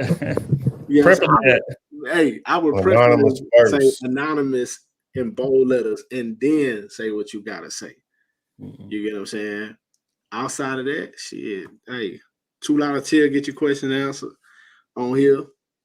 And questions answered to shit. I think it's with $2, right? You can write something or some shit. Yeah, for sure. For sure. Yeah, if you subscribe to any tier, you could hit the message box. And again, you can let us know whether or not you want it read on the pod or not. If you just want just individual advice or whatever and say, hey, I'm good. I don't want it read on the pod. I just want to chop it up. Then that's cool too. You see what I'm saying? But just make sure that's known. Because if not, then we just gonna read it on the pod, not knowing no better, and that's how it's gonna go. But now we definitely appreciate y'all. Salute to Sleaze Bar, you always first and foremost. If your music trash, your music trash. Just so y'all know ahead of time. Clip this. You gonna tell them when you play it? Your music trash though. It ain't gonna be just me. It's gonna be several people, and it ain't gonna be just my opinion. Although I feel like I have exquisite taste in music, but it's gonna be several people. It might be a panel. It might be. I don't know how we're gonna do it yet, but Hey it man, ain't gonna and be look, just my opinion. If it's trash, I'm sorry, baby. hey, Sorry. if any artist in here is watching this right now, people be hitting me about the top song on the chat, well, on the podcast. You know, we do the front and the back of the podcast. We put a song on there. It's only can be what streamed on like the streaming platforms. It's not on YouTube. It's only on the streaming platform. They asking me how can they get on the top song or the back song. Hey, how much you got? Y'all boys taking payola to get the music on. Hey, hey, not even that. It ain't even about the cash. It ain't even about the cash. It's about the cash. In a sense, it's not like for real. If you want your music at the top, you gotta understand. Like, you go listen to like just the last 10 pods of the music that we put on there. We put top tier music on there, regardless of the artist, bro. You get what I'm saying? And if your song or your music don't sound like that, bro, don't send it to us, bro. Don't embarrass you. Get your shit together. You know what I'm saying? Get your shots up in the gym. Get your production together. Get them beats together. Get your rhymes together. Then send us the shit. You get what I'm saying? But just to be on the top of the come on, just to be on the top of the bag, bro. Like, come on, man. You gotta pay for everything in life, baby. You gotta pay to breathe out here. You bridge. So just keep that in mind, man. If y'all know people that want their shit on the pod and all that type of shit there, because we understand the eyes and the listeners on it, like you want the looks. I understand all that. But you got to understand, like, people not going to listen to it if it ain't quality. That's just how it works, bro. And because I love hometown music. Like, I love supporting the people that's just starting out. If you got dope stuff, I love listening to you evolve and grow. You know what I'm saying? Like, I love doing stuff like that. So if it's dope, like I'm a rock it and I'm gonna support it and I'm gonna share it. I'm gonna do all that stuff. But if it's trash, come on, let you know. Come on, man.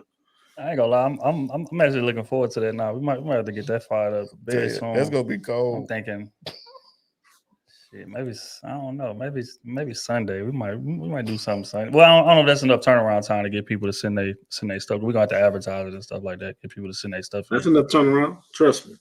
How big we are these days, you gotta understand, man. We can say, hey, we doing a view tomorrow. I guarantee you it's gonna go off. I guarantee. $200 submission. Yeah, I'm saying, man. $200 submission is crazy. Crazy. Oh boy, this is wild. But yeah, so again, just housekeeping, man. Krewseason.com for all merchandise. So appreciate everybody that we just sent out. Hey, is the code still on there? No. The code not on there no more? Which code? To like the merchandise on sale. Oh yeah. Well, if you're part of Patreon, you already know what your code is already, or you should. And if you don't, we don't have one for the public right now.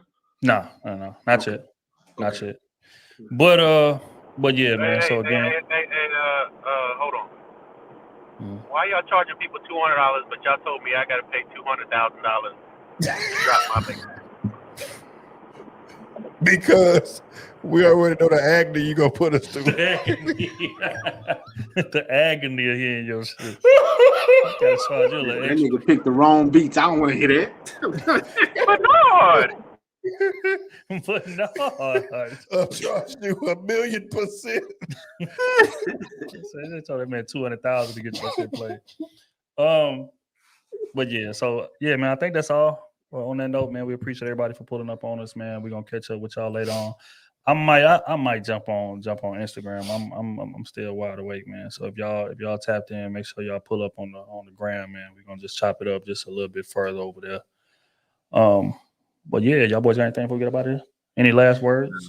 Nah, I ain't got nothing, man. Love y'all, man. Appreciate y'all. There it is. Love y'all, baby. Till next time, man. Y'all be safe out there. Y'all take care of each other. And we're gonna see y'all on Tuesday, man, when the pod drop. Y'all take it easy.